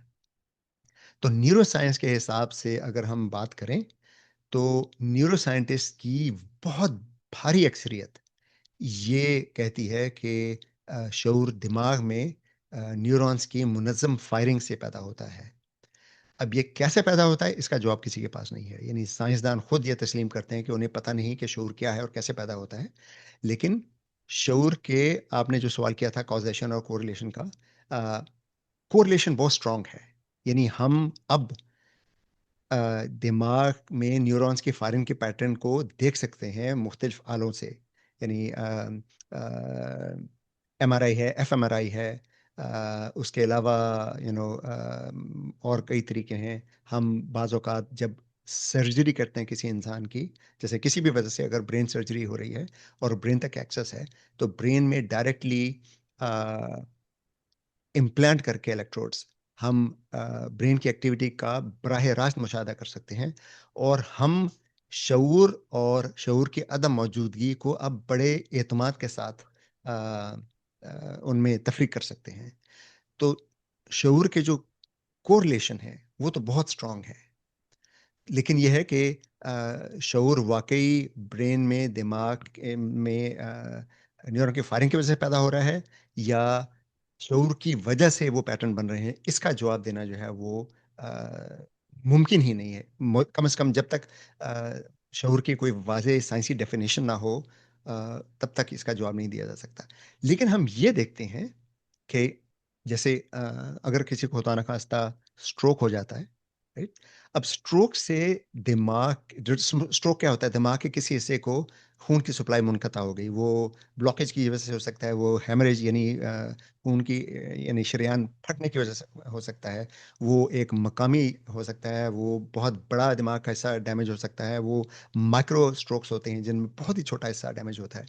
लेकिन हर स्ट्रोक से वाज़ेह तौर पर कोई ना कोई फ़र्क ज़रूर पड़ता है उस शख्स की पर्सनैलिटी पर। उसकी याददाश्त बदल जाती है, बाज़ औक़ात शख्सियत बदल जाती है, बाज़ औक़ात जिसे हम फ़ालिज कहते हैं, अगर मोटर कॉर्टेक्स पे असर हो, तो दिमाग के उस हिस्से को नुकसान पहुँचे जिससे फ़र्ज़ कीजिए कि निचला धड़ कंट्रोल होता है, तो निचला धड़ फिर जो है बिल्कुल बेजान हो जाता है। यानी उस पे कंट्रोल नहीं रहता, उसको हम फ़ालिज कहते हैं। या बाज़ औक़ात दाएँ हिस्से पे फ़ालिज का असर होता है, बाएँ हिस्से पे असर होता है। वो इसलिए कि मोटर कॉर्टेक्स जो है उसके 2 हिस्से हैं, एक दाईं तरफ, एक बाईं तरफ। और दाईं तरफ जो हिस्सा है वो बाएँ जिस्म को कंट्रोल करता है, बाईं तरफ जो हिस्सा है वो दाएँ जिस्म को कंट्रोल करता है। तो अगर खुदा न ख़ास्ता किसी के यहाँ पे स्ट्रोक हुआ है, मोटर कॉर्टेक्स में कुछ हिस्सा जो है नकारा हो गया है, तो वो हिस्सा जिस्म के जिन अज़ा को कंट्रोल करता था बाईं तरफ, वो अज़ा काम करना छोड़ देंगे। तो ये तो हमें पता है कि डायरेक्ट कोरिलेशन है।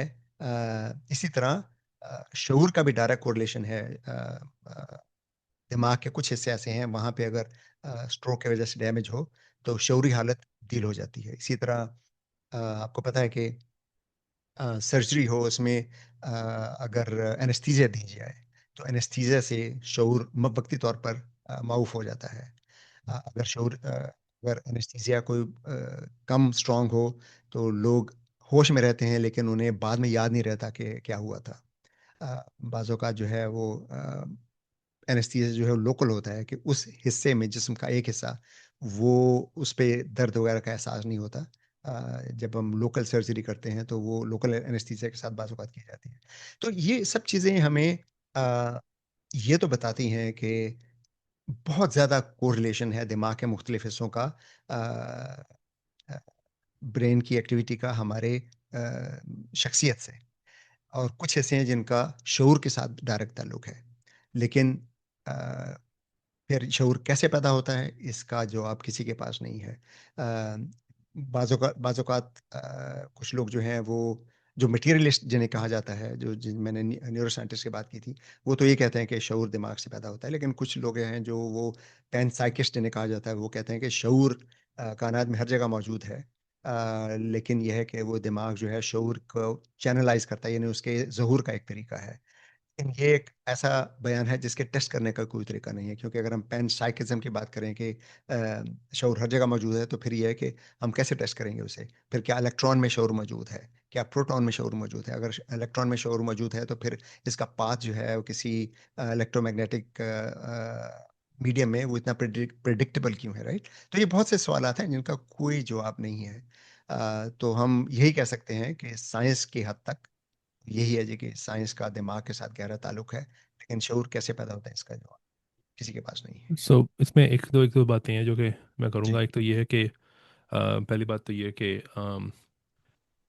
جب انہوں نے کہا نا کہ کیا شعور ایک اکائی ہے الگ سے, تو اگین کویسچن پیدا ہوتا ہے کس طرح کی اکائی ہے. اگر تو آپ کہہ رہے ہو کہ وہ ایک ایسی چیز ہے جس کو آپ ڈسکرائب کر سکتے ہو یوزنگ فزکس, تو اس کے بارے میں تو ہمیں پتہ ہے کہ وی ڈونٹ تھنک سو کہ شعور ایک ایکسٹرا اکائی ہے. Because there is some thing called effective field theory, اور افیکٹو فیلڈ تھیوری کا مطلب یہ ہوتا ہے کہ آپ ایک انرجی اسکیل سے نیچے نیچے جو بھی چیزیں ڈسکرائب کر سکتے ہو وہ اس افیکٹو فیلڈ تھیوری سے کر سکتے ہو, رائٹ. اس سے اگر آپ آگے کے انرجی اسکیلس پہ جاؤ گے then you need something different. For example جو سلام اور وائنبرگ کی تھیوری ہے وہ ہائی انرجیز کے لیے ہے, لیکن لو انرجیز کے لیے آپ کے پاس Fermi theory of beta decay ہے جو کہ ٹھیک ہے, حالانکہ وہ ٹوٹلی ٹھیک نہیں ہے اگر آپ ہائی انرجیز پہ جاؤ گے.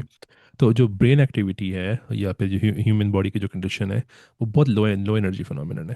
تو اس کے لیے ہمارے پاس جو اسٹینڈرڈ ماڈل ہے وہ ایک کمپلیٹ تھیوری ہے, حالانکہ اس کے اندر ایک نیوٹرینو والے پرابلم ہے لیکن وہ ہم سالو کر سکتے ہیں. تو اسٹینڈرڈ ماڈل ایک افیکٹو فیلڈ تھیوری ہے جو کہ بہت اچھے سے ٹیسٹڈ ہے. تو اس میں اگر آپ کوئی چیز ڈالنے کی کوشش کرو جو کہ شعور ہے وٹ ایور اٹ از, تو وہ ہمارے کو ایسے افیکٹو فیلڈ تھیوری جو ہے وہ اس کو ریجیکٹ کر دیا کائنڈ آف, کیونکہ اب اس کو وہ نہیں کر سکو گے کیا کہتے ہیں کنسسٹنٹ نہیں کر سکو گے اسٹینڈرڈ ماڈل کے ساتھ. پھر ایک اگر آپ یہ کویشچن پوچھیے جو پین سائیکزم کی آپ نے بات کی ہے, پین سائیکزم کے اوپر آپ ڈفرینٹ پاسبلٹیز لے کے کویشچن اٹھا سکتے ہو, اور پین سائیکزم کے سیریس پرابلمس ہیں فزکس کے ساتھ. فار ایگزامپل ابھی لاسٹ ایئر میں نے ایک آرٹیکل لکھا تھا, اب میرا ایک دوست ہے عبدل اور ایک اور دوست ہے مریا, ان کے ساتھ اسی کے بارے میں تھا کہ کیا پین سائیکزم جو ہے وہ کمپیٹیبل ہے فزکس کے ساتھ, اور ہمیں نہیں لگتا کہ وہ کمپیٹیبل ہے بالکل فزکس کے ساتھ. بیکاز وہ عجیب عجیب باتیں کرتے ہیں. وہ یہ کہتے ہیں کہ کانشیسنس ایک چارج ہے یا ایک فارم آف انرجی ہے. اگر آپ یہ دونوں کلیمز دے لو, دونوں کے سیریس پرابلم ہے فزکس کے ساتھ. پھر اگر آپ یہ کہو کہ ایک چارج ہے تو وہ کون سا چارج ہے؟ دو طرح کے چارجز ہوتے ہیں فزکس میں, کے چارج اور گلوبل چارج, دونوں کے پرابلمز ہیں فزکس کے ساتھ. تو مجھے لگتا ہے کہ پین سائیکزم ٹھیک ہے. دوسری بات یہ ہے کہ جو آپ نے بات کی کہ یہ چیزیں جو ہیں یہ کچھ حد تک فلاسفی کا حصہ ہیں. تو جو فلاسفی آف مائنڈ ہے اس کے اندر ایٹ لیسٹ دو دھڑے ہیں. ان میں سے ایک ہے اس کو کہتے ہیں کمپیٹیبلسٹس, جو کہ یہ کہتے ہیں کہ فری ول اور فزکس کمپیٹیبل ہیں. پتہ نہیں کیسے لیکن ہیں کسی طریقے سے, رائٹ. اور دوسرا جو دھڑا اس کو کہتے ہیں ڈٹرمنسٹس. وہ یہ کہتے ہیں کہ فزکس جو ہے وہ ڈٹرمن کرتی ہے کہ آپ کا بیہیویئر کیا, آپ کے پاس فری ول نہیں ہے, ٹھیک ہے. اب میں جو ہوں وہ ڈٹرمنسٹ کیمپ پہ آتا ہوں, لیکن جو کمپیٹیبلسٹس ہیں وہ ہیں, ٹھیک ہے. اچھا, تیسری بات یہ ہے کہ یہ انہوں نے بات کی کوریلیشن اور کازیشن والی. تو اگر آپ اس کانٹیکس میں نہ دیکھو پرابلم کو, شعور والی پرابلم کو, और सिर्फ ये बात करो कि कॉजेशन क्या है, ये क्वेश्चन जो है, ये इसका जो स्टेटस है फिलोसफी के अंदर, वो ये कदम क्लियर है। हमें नहीं पता कि कॉजेशन का मतलब क्या होता है, चाहे आप शऊर के हम्म, कॉन्टेक्स्ट में ना भी बात करो। मैं आपको एक हम्म, सिंपल एग्जांपल देता हूँ। सपोज करो कि अगर आप ये कहो कि ओ हमें पता है कि कॉजेशन क्या है, अगर आप सपोज करो कि दो चीज़ें हैं, दो स्टेटमेंट्स हैं ए और बी, और अगर आप बी को अखज़ कर सकते हो यूजिंग ए, तो बी इज कॉज्ड बाय ए। अगर आप ये कहो तो इसकी बहुत हम्म, सिंपल डेफिनेशन लगती है, लेकिन इसके सीरियस प्रॉब्लम है। फॉर एग्जांपल, अगर आपके पास एक झंडा है और उसका साया है, ठीक है, और अब सूरज एक एंगल के ऊपर है, तो आपको पता है कि अगर आपको सूरज का एंगल पता हो, तो अगर आपको झंडे की लेंथ पता है, तो आप साई का लेंथ निकाल सकते हो, यानी कि आप साई की लेंथ अखज़ कर सकते हो झंडे के लेंथ से। तो आप कहोगे कि जो साई की लेंथ है वो कॉज हो रही है झंडे की लेंथ से। लेकिन मसला ये है कि जो आप, अगर आपको साई की लेंथ पता हो तो आपको झंडे की लेंथ भी पता होगी। और तो लेकिन हम्म, आप ये नहीं कहोगे कि साई की लेंथ जो है वो कॉज कर रही है झंडे की लेंथ को। राइट, राइट, तो इतनी राइट। जो सिंपल डेफिनेशन है ना, उसमें ये प्रॉब्लम्स होती हैं कॉजेशन वाली। तो कॉजेशन इटसेल्फ एक अनसॉल्व्ड आई कॉन्सेप्ट है, यानी कि अनअंडरस्टूड कॉन्सेप्ट है फिलोसफी के अंदर, चाहे आप उसको शोर के कॉन्टेक्स्ट में ना भी देखो तो। तो अगला सवाल जो है वो मुझे पहले इसको बयान कर देना चाहिए, क्योंकि ये बिल्कुल उसी टॉपिक से है जिससे पहला सवाल था। ये है जना वसीमुल्लाह साहब का बनू से। तो सवाल वही है जो ऑलरेडी हम डिस्कस चुके हैं, इसका जवाब नहीं देंगे, मैं सिर्फ सवाल पढ़ देता हूँ कि क्या शऊर मादे पर मुकद्दम है या मादा शऊर पर मुकद्दम है, यानी कायनात की बुनियाद शऊर है या मादा। तो हम इस पे पहले डिस्कस कर चुके हैं, तो इस पे दोबारा जाने की जरूरत नहीं है। आई थिंक मैं कहूँगा कि अच्छा दोनों जी। नहीं है, तवानाई है। मैं कहूँगा इस कायनात का जो बुनियाद है वो राइट, तवानाई है, एग्जैक्टली, ना कि नमादा ना एग्जैक्टली, शोर। Right, right. तो अगला सवाल जो है वो उस्मान अहमद साहब का है। तो ये बहुत इंटरेस्टिंग सवाल है, क्योंकि पिछले दिनों इस बात पे बहुत बहस बहस हुई थी। उन्होंने एक नाम भी लिया है जावेद चौधरी साहब का, कि उनके मुताबिक पाकिस्तान में बिजली की बड़ी खपत मोबाइल चार्जेस में ज़ाया हो रही है, इसमें कितनी सच्चाई है। तो ये मैंने साइंस की दुनिया पे सवाल आया था, उसके जवाब में मैंने एक बड़ी सादा सी कैलकुलेशन भी की थी, और ये कैलकुलेट करके बताया था कि हमें पता है कि अगर एक सेल फोन चार्जर है, वो अगर सेल फोन को चार्ज कर रहा है तो वो कितनी पावर ले रहा है, अगर वो चार्ज नहीं कर रहा है यानी वो आइडल है, तो वो कितनी पावर ले रहा है। और अगर हम फर्ज करेंगे पाकिस्तान में 20 करोड़ सेल फोन हैं, उसमें से 20% जो हैं वो चार्जर पे हैं, बाकी चार्जर पे नहीं है। तो उस तरह मैंने कैलकुलेट करके वो दिखाया भी था कि बहुत जो क्रूड कैलकुलेशन है, जो मुझे कोई ये क्लेम नहीं है कि सही कैलकुलेशन है, लेकिन अगर वो कैलकुलेशन मेरी सही है, तो उस अंदाजे के मुताबिक पाकिस्तान में बिजली की कुल प्रोडक्शन का सिर्फ 0.3% चार्जर्स में इस्तेमाल होता है या ज़ाया होता है। आप ज़ाया कह दें, इस्तेमाल कह दें। तो अब ये जो परसेंटेज है, ये ज़ाहिर है सिफ़र नहीं है, सिफ़र से ज़्यादा है। तो ये बयान तो सही है कि प्रोडक्शन का कुछ हिस्सा चार्जर की वज़ह से ज़ाया हो जाता है, लेकिन ये परसेंटेज इस कदर कम है, और चूँकि मेरी क्रूड कैलकुलेशन है, तो हो सकता है कि एक्चुअल परसेंटेज इससे थोड़ी-सी कम हो, थोड़ी-सी ज़्यादा हो। लेकिन ये इस कदर कम है कि हम इसको बिजली की खपत का बहुत बड़ा हिस्सा नहीं कह सकते। तो मेरे ख़्याल में वो उन्होंने शायद कैलकुलेशन में कोई गलती की है, या सिर्फ़ लोगों की तवज्जो दिलाने के लिए ऐसा कहा होगा। अगेन, ज़ाया आप कैसे डिफ्रेंशिएट करते हो इस्तेमाल और ज़ाया में, ये अनक्लियर है। हुँ, हुँ, हुँ, हुँ। अच्छा जी, अगला सवाल जो है अमजद चीमा साहब का, ये भी बहुत गहरा सवाल है, बहुत उम्दा सवाल है, और ये फ़िज़िक्स के बुनियादी सवाल में ही है। और हसन आपके लिए है कि इलेक्ट्रिक चार्ज क्या है और क्यों होता है? इलेक्ट्रॉन पर नेगेटिव चार्ज ही क्यों है? पॉज़िटिव क्यों नहीं है? अगर इलेक्ट्रॉन पर चार्ज ना होता तो क्या होता? सो बात यह है कि पहली बात तो यह है कि इलेक्ट्रिक चार्ज क्या है। तो चार्ज, जैसे कि अभी थोड़ी देर पहले मैं बात कर रहा था वो पैनसाइकिज्म के कॉन्टेक्स्ट में, कि चार्ज दो तरह का होता है एटलीस्ट फिजिक्स के अंदर। एक को कहते हैं ग्लोबल चार्ज, एक को कहते हैं इलेक्ट्रिक, सॉरी, गेट चार्ज। तो हुँ, हुँ, अब इलेक्ट्रिक चार्ज जो है ना वो गेट चार्ज है। अब इसका मतलब हुँ, क्या होता है? इसका मतलब ये होता है कि अगर आपके पास एक खास तरह का चार्ज है, उसका मतलब दो कई तरीकों से आप ले सकते हो, लेकिन एक तरीका ये है कि वो चार्ज अगर नॉन ज़ीरो है, यानी कि चार्ज, अगर एक हुँ, चीज़ जो है वो चार्ज्ड है एक ख़ास इंटरेक्शन के लिए, जैसे कि इलेक्ट्रोमैग्नेटिक इंटरेक्शन एक इंटरेक्शन है, तो वो पार्टिकल या जो भी एंटिटी है जो वो चार्ज रखती है, वो उस इंटरेक्शन में हिस्सा ले सकती है। फॉर एग्जांपल, अगर आपके पास एक चीज़ है जिसके ऊपर कोई चार्ज नहीं है, उसके ऊपर इलेक्ट्रिक फील्ड का कोई असर नहीं होगा, जो मर्जी कर लो हुँ, आप हुँ, उसके साथ। अगर उसके हुँ, उसके ऊपर चार्ज नहीं है तो इसका मतलब ये है कि अगर एक चीज़ जो है उसके ऊपर चार्ज नहीं है, तो वो इलेक्ट्रिकल मैग्नेटिक इंटरेक्शन के अंदर हिस्सा नहीं लेगी। ठीक है। हम्म, फॉर एग्जांपल अगर इलेक्ट्रॉन है उसके ऊपर इलेक्ट्रिक चार्ज है लेकिन उसके ऊपर कलर चार्ज नहीं है। कलर चार्ज जो है वो चार्ज है जो कि स्ट्रॉन्ग फोर्स के लिए रिक्वायर्ड होता है। हम्म, तो एक इलेक्ट्रॉन के ऊपर स्ट्रॉन्ग फोर्स का कोई असर नहीं पड़ेगा। प्रोटॉन और न्यूट्रॉन्स के ऊपर, क्वार्क्स के ऊपर पड़ेगा, बिकॉज उनके पास कलर चार्ज होता है।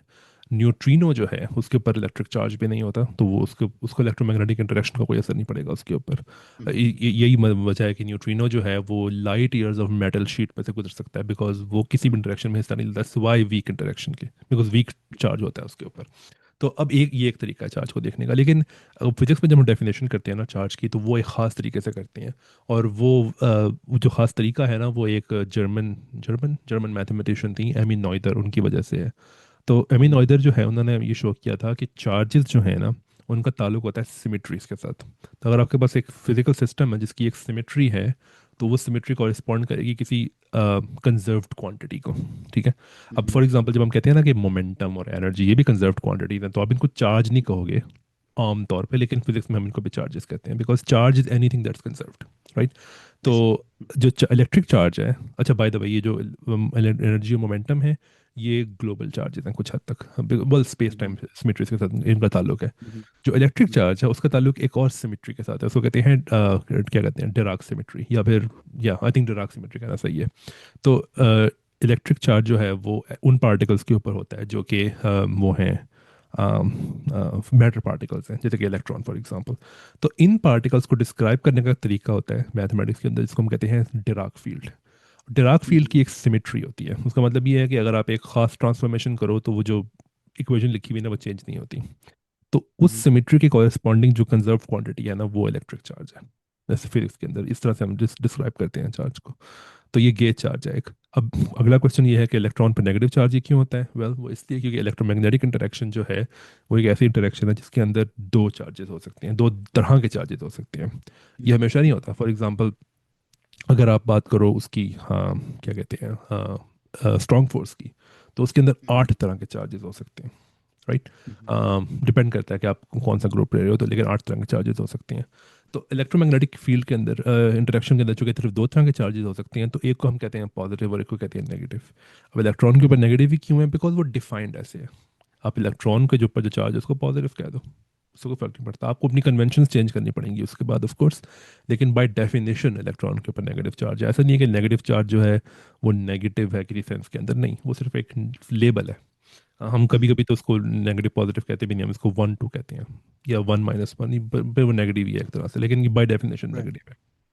और हम्म, अगला आगे भी क्वेश्चन है कि इलेक्ट्रॉन के ऊपर चार्ज ना होता तो वो क्या होता? तो फिर वो इलेक्ट्रॉन ना होता, और वो न्यूक्लियस के अंदर चक्कर ना लगा रहा होता, सॉरी एटम के अंदर चक्कर ना लगा रहा होता न्यूक्लियस के अंदर। That's it. Right, right. अच्छा, तो एक और सवाल इससे रिलेटेड। तो वी नो के मतलब हमें अभी तक ग्रेविटॉन का पता नहीं है, लेकिन अगर ग्रेविटॉन सपोज एग्जिस्ट करता है तो इसमें हम कहेंगे इस पे ग्रेविटेशनल चार्ज है। Is it how gravitational we will charge जो है वो डिफाइन? सिर्फ एनर्जी है। तो अच्छा। जो ग्रेविटेशनल इंटरेक्शन है ना, उसका चार्ज जो है वो एनर्जी है। तो दैट्स द रीज़न कि कोई भी चीज़ जो है वो ग्रेविटी से आज़ाद नहीं है। ग्रेविटी जो है वो हर चीज़ पे एक्ट करती है। Interesting, interesting. आप आज़ाद हो सकते हो इलेक्ट्रोमैग्नेटिक इंटरेक्शन से अगर आपके पास इलेक्ट्रिक चार्ज नहीं है, राइट। आप आज़ाद हो सकते हो उससे, स्ट्रॉन्ग फोर्स से, अगर आपके पास कलर चार्ज नहीं है।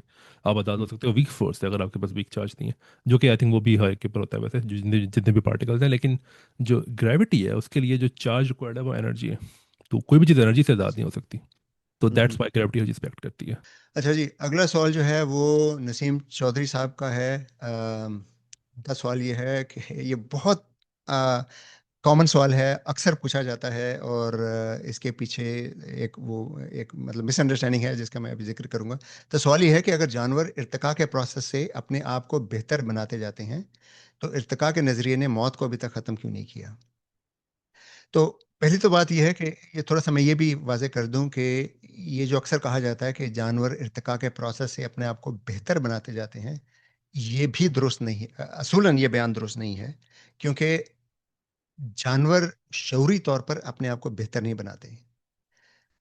इर्तिका का प्रोसेस ऐसा है जिससे जिन जानवरों की माहौल से मुताबिकत कम होती है, वो ज़्यादा देर ज़िंदा नहीं रह पाते। मिसाल के तौर पे अगर मैं मिसाल दूँ कि अगर कोई हिरन है जो अ, उसकी टाँग में कोई मसला है, वो भाग नहीं सकता, تو بہت جلد کسی درندے کا شکار ہو جائے گا، رائٹ؟ تو وہ یعنی بلوغت تک بھی شاید نہیں پہنچ پائے گا. آم، تو جس جانور میں ماحول سے مطابقت اچھی ہوتی ہے صرف وہی جانور اگلی نسل پیدا کر پاتا ہے. تو اس وجہ سے لاکھوں کروڑوں پشتوں کی اسکیل پہ، پشتوں سے مراد نسلیں، یعنی جو اگلی نسل پیدا کر یہ جانور پیدا کر رہے ہیں، ہزاروں کروڑوں لاکھوں کروڑوں سالوں کی پشتوں کی اسکیل پہ، آ، جیسے جیسے ماحول تبدیل ہوتا ہے ویسے ویسے انواع بھی تبدیل ہوتی رہتی ہیں. تو یہ کوئی شعوری فیصلہ نہیں ہوتا جانوروں کا کہ وہ اپنے آپ کو بہتر بنا رہے ہیں. جن انواع میں ماحول سے مطابقت نہیں تھی وہ اب معدوم ہو چکے ہیں. ہمیں جو فاسلز ملتے ہیں وہ فاسلز اس لیے ملتے ہیں کہ وہ اب نہیں ہیں، اور وہ اس لیے نہیں ہے کہ ان میں ماحول سے مطابقت نہیں تھی. تو یہ تصور درست نہیں ہے کہ جانور اپنے آپ کو بہتر بناتے جاتے ہیں. ہمیں صرف وہ جانور نظر آتے ہیں جو جن کے ماحول سے مطابقت بہتر تھی دوسروں کی نسبت، لیکن اس میں شعوری خواہش کا کوئی تعلق نہیں ہے، کوئی پلاننگ نہیں ہے. دوسری بات یہ بھی ہے کہ ارتقاء اور نظریہ ارتقاء دو مختلف چیزیں ہیں. سوال میں نظریہ ارتقاء پر بات کی گئی تھی. نظریہ کسی چیز کو بہتر نہیں کرتا، ارتقاء کا پروسیس جانوروں کو بہتر کرتا ہے. نظریہ ارتقاء صرف ایک وضاحت ہے جو ارتقاء کے پروسیس کی وضاحت کرتا ہے. تو ایک تو بات یہ ہے کہ ارتقاء ایک فطری پروسیس ہے. اس سے ارتقاء کا نظریہ نہیں، ارتقاء کا پروسیس کہنا چاہیے تھا. دوسری بات یہ ہے کہ اگر ہم ارتقاء کے پروسیس کو سمجھنے کی کوشش کریں تو جیسے میں نے پہلے عرض کیا تھا کہ ارتقاء کا پروسیس تو چلتا ہی اس طرح سے ہے کہ کم فٹنس والے لوگ جو ہیں وہ موت کا شکار ہو جاتے ہیں اور بہتر فٹنس والے اگلی نسل پیدا کرتے ہیں. تو اب اگر ایسا ہو کہ موت ہو ہی نہ کسی سسٹم میں اور اگلی نسل پیدا ہوتی رہے تو چند ہی نسلوں میں ہر نو کی آبادی اس قدر بڑھ جائے گی کہ کسی بھی نو کو اب انرجی حاصل کرنے کے لیے ریسورسز میسر نہیں رہیں گے. تو اس کا نتیجہ کیا ہوگا؟ اس کا نتیجہ یہی ہوگا کہ جو ناؤ پہلے کسی بھی وجہ سے نہیں مر رہی تھی اب وہ بھوک کی وجہ سے مرنے لگی، اس لیے کہ انرجی کی ضرورت تو ہر ناؤ کو ہوتی ہے. تو موت پورے پروسیس کا ایک لازمی حصہ ہے، اور ارتقاء کا پروسیس جو ہے وہ موت کی وجہ سے ہی آگے چلتا ہے. اگر موت نہ ہو تو ریسورسز ختم ہو جائیں گے، اور پھر یعنی ہر نوع ختم ہو جائے گی اور زندگی دنیا سے ختم ہی ہو جائے گی بالکل. تو اس لیے موت جو ہے وہ ارتقاء کے پروسیس کا لازمی اور بنیادی حصہ ہے. اور ہمیں موت جو ہے وہ ناپسند اس لیے ہے کہ ہمیں عموماً موت سے خوف ہوتا ہے، اس کے علاوہ اور کوئی وجہ نہیں ہے. اگلا سوال ہے زعیم خان صاحب کا. ان کا سوال یہ ہے کہ بچوں کے جسم میں سیسے کی مقدار زیادہ ہونے کا کیا نقصان ہوتا ہے؟ تو یہ غالباً سوال جو ہے وہ پچھلے دنوں جو ہلدی کے معاملے میں ایک سوشل میڈیا پہ بہت ہی تھا کہ ہلدی میں سیسا پایا گیا ہے. تو پہلی تو بات یہ ہے کہ ہلدی میں سیسا نہیں ہوتا. سیسا جو ہے وہ غالباً ہلدی جس چیز میں پیسی گئی تھی، جو بھی اوزار تھے یا مشینیں تھیں جن سے پیسی گئی تھی وہ اگر سیسے کی بنی ہوئی تھیں تو ان سے سیسا ہلدی میں شامل ہو سکتا ہے، لیکن ہلدی میں اس کو سیسا نہیں ہوتا. تو یہ ہلدی کا مسئلہ نہیں ہے. لیکن یہ ہے کہ ہمیں پتہ ہے کہ بچوں میں خاص طور پہ لیڈ پوائزننگ نقصان دیتی ہے، اور یہ بہت سے مغربی ممالک میں ڈاکیومنٹڈ ہے کہ ایک زمانے میں پیٹرول میں لیڈ ہوتا تھا، اور اس وجہ سے جو فیومز نکلتے تھے، اس کے جو بخارات نکلتے تھے، وہ پھر یہ ہے کہ اس سے بچوں کے دماغی صحت پر منفی اثر پڑتا ہے. اور جوانوں پہ بھی پڑتا ہے، بالغ لوگوں میں پڑتا ہے، لیکن بچوں میں خاص طور پہ اثر زیادہ ہوتا ہے، اس لیے کہ بچوں کا جسم بڑھ رہا ہوتا ہے، اور خاص طور پہ لیڈ اعصابی نظام پر منفی اثر ڈالتا ہے اور آہستہ آہستہ یہ نقصان دیتا ہے. اسی وجہ سے مغربی ممالک میں اب ان لیڈڈ گیزولین بیچی جاتی ہے، یعنی خاص طور پہ یہ انتظام کیا جاتا ہے کہ وہاں پہ گیزولین کہا جاتا ہے پیٹرول کو، کہ پیٹرول میں لیڈ نہ ہو. تو ایک زمانہ تھا جب میں امریکہ نیا نیا آیا تھا، تو وہ لیڈڈ اور ان لیڈڈ الگ الگ بکتے تھے پٹرول، اور لیڈڈ کی قیمت ذرا کم ہوتی تھی، ان لیڈڈ کی قیمت زیادہ ہوتی تھی۔ اب یہ ہے کہ لیڈڈ گیسولین کا استعمال بالکل ممنوع کر دیا گیا ہے، اور تمام کے تمام جو پیٹرول ہے یا گیسولین ہے وہ ان لیڈڈ ہوتی ہے۔ اس کی وجہ یہ ہے کہ اب یہ ڈاکومنٹڈ ہے کہ بچوں کے اعصاب پر شیشے کا بہت منفی اثر پڑتا ہے، اور ان میں خاص طور پر آئی کیو پر اثر پڑتا ہے۔ آئی کیو کم ہو جاتی ہے بچوں کی، ان میں لرننگ ڈیفیکلٹی زیادہ ہوتی ہے، یعنی وہ توجہ نہیں دے پاتے، ان کی یادداشت متاثر ہوتی ہے۔ اس کے علاوہ لینگویج ڈیولپمنٹ پر اثر پڑتا ہے، بچوں کی ایگریشن یعنی غصہ جلدی آنے لگتا ہے۔ تو یہ علامات ایسی ہیں جن کا کوریلیشن لیڈ پوائزننگ سے بہت زیادہ ہے۔ اسی وجہ سے لیڈ پوائزننگ جو ہے وہ بہت سیریس مسئلہ سمجھی جاتی ہے، اور اگر کسی علاقے میں جیسے پرانے زمانے میں مغربی ممالک میں پائپ، پانی کے پائپ بھی لیڈ سے بنائے جاتے تھے، اب لیڈ سے نہیں بنتے۔ تو جو بہت پرانے علاقے ہیں جہاں کہیں ابھی بھی لیڈ والے پائپ موجود ہوں، وہاں پہ بچوں کی نشو و نما میں یہ اثر دیکھا جا سکتا ہے۔ لیکن بہرحال پاکستان میں یہ جو آج کل سوشل میڈیا پر یہ آیا تھا مسئلہ، وہ ہلدی کے حوالے سے آیا تھا، تو ہلدی کا مسئلہ بالکل نہیں ہے۔ اچھا جی، اگلا سوال جو ہے وہ آریان صاحب کا ہے KPK سے۔ تو یہ حسان آپ کے لیے سوال ہے کہ پوٹینشل بیریئر کا تصور کس طرح سامنے آیا جس کے ذریعے کوانٹم ٹنلنگ کا تصور سمجھ میں آیا؟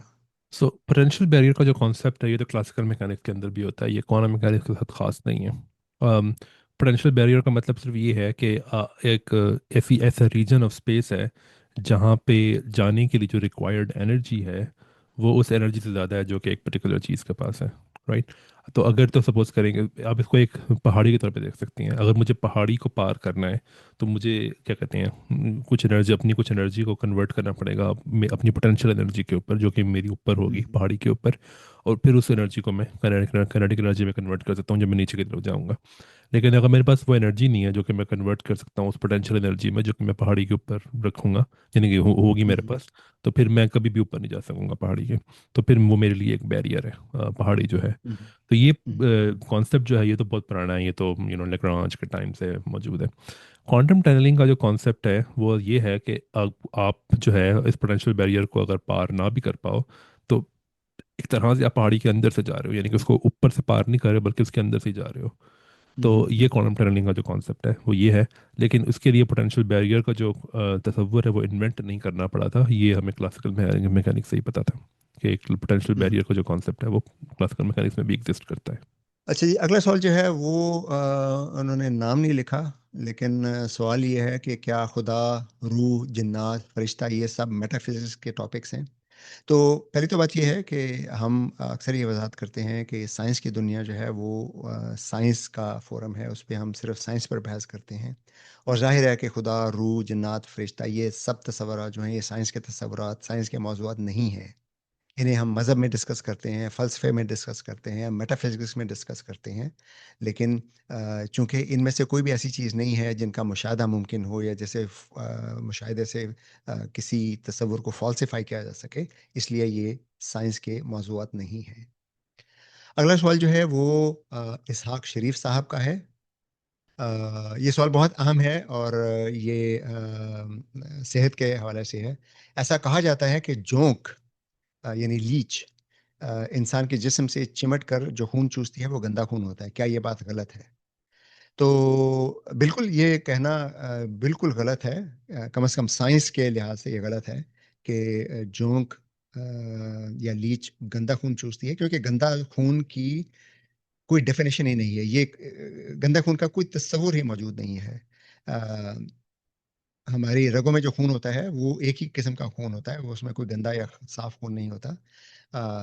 خون میں عام طور پر ٹاکسنز یا نیوٹرینز تھوڑے بہت شامل ہوتے ہیں جو مختلف جگہوں سے نکل کر خون میں شامل ہوتے ہیں، اور پھر وہ خون جو جگر میں جاتا ہے یا گردوں میں اس سے ٹاکسن نکلتے ہیں، تو یہ مسلسل ہو رہا ہوتا ہے۔ تو یہ ہم کہہ سکتے ہیں کہ جو گردوں سے ہو کر خون نکل رہا ہے وہ تھوڑا سا ٹاکسن سے پاک ہے، اور جو خون گردوں میں جا رہا ہے، اس میں تھوڑے ٹاکسن زیادہ ہیں، لیکن یہ ایک ہی سسٹم ہے، یہ الگ الگ سسٹم نہیں ہے خون کا، رائٹ؟ تو خون میں گندا یا صاف خون نہیں ہوتا۔ جونک کیا کرتی ہے؟ جونک جسم سے چمٹ کر جلد پر ایک چھوٹا سا کٹ لگاتی ہے، اس سے خون چوستی ہے۔ اور یہ مچھر بھی یہی کرتے ہیں، جونک بھی یہی کرتی ہے، لیکن یہ جونک بڑی ہوتی ہے اس لیے زیادہ خون چوستی ہے۔ اور مچھر اور جونک دونوں کے سلائیوا یعنی لعاب دہن میں ایسے کیمیکل ہوتے ہیں جو خون کو جمنے سے روکتے ہیں اور درد کے احساس کو ختم کرتے ہیں۔ تو اس وجہ سے خون کا بہاؤ جاری رہتا ہے اور وہ دیر تک خون چوس سکتے ہیں۔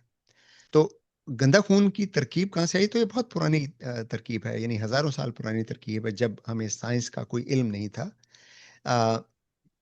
تو جونک کسی چیز کا علاج نہیں ہے، لیکن یہ بات درست ہے کہ جونک کے سلائیوا میں بہت سے کیمیکل ہوتے ہیں جو بعض اوقات ہیلنگ میں مدد دیتے ہیں، یعنی اگر کوئی چوٹ لگ گئی ہے، کیونکہ جونک کا سلائیوا جو ہے وہ ہیلنگ اس طرح سے کرتا ہے کہ جونک جو کٹ لگاتی ہے، وہ جب جونک وہاں سے اترتی ہے تو وہ کٹ بہت جلدی زخم مندمل ہو جاتا ہے، تو اس میں جونک کے سلائیوا میں ایسے کیمیکل ہوتے ہیں۔ تو اب بعض اوقات کہیں سرجری کی جائے، خاص طور پہ ریکنسٹرکٹیو سرجریز میں بہت بڑا یعنی کاٹ پیٹ بہت زیادہ ہوتی ہے، تو اس کے بعد بعض ڈاکٹر یہ کہتے ہیں کہ جونک کا استعمال جو ریکوری کا پروسیس ہے، جو ہیلنگ کا پروسیس ہے، اس کو تیز کر دیتا ہے۔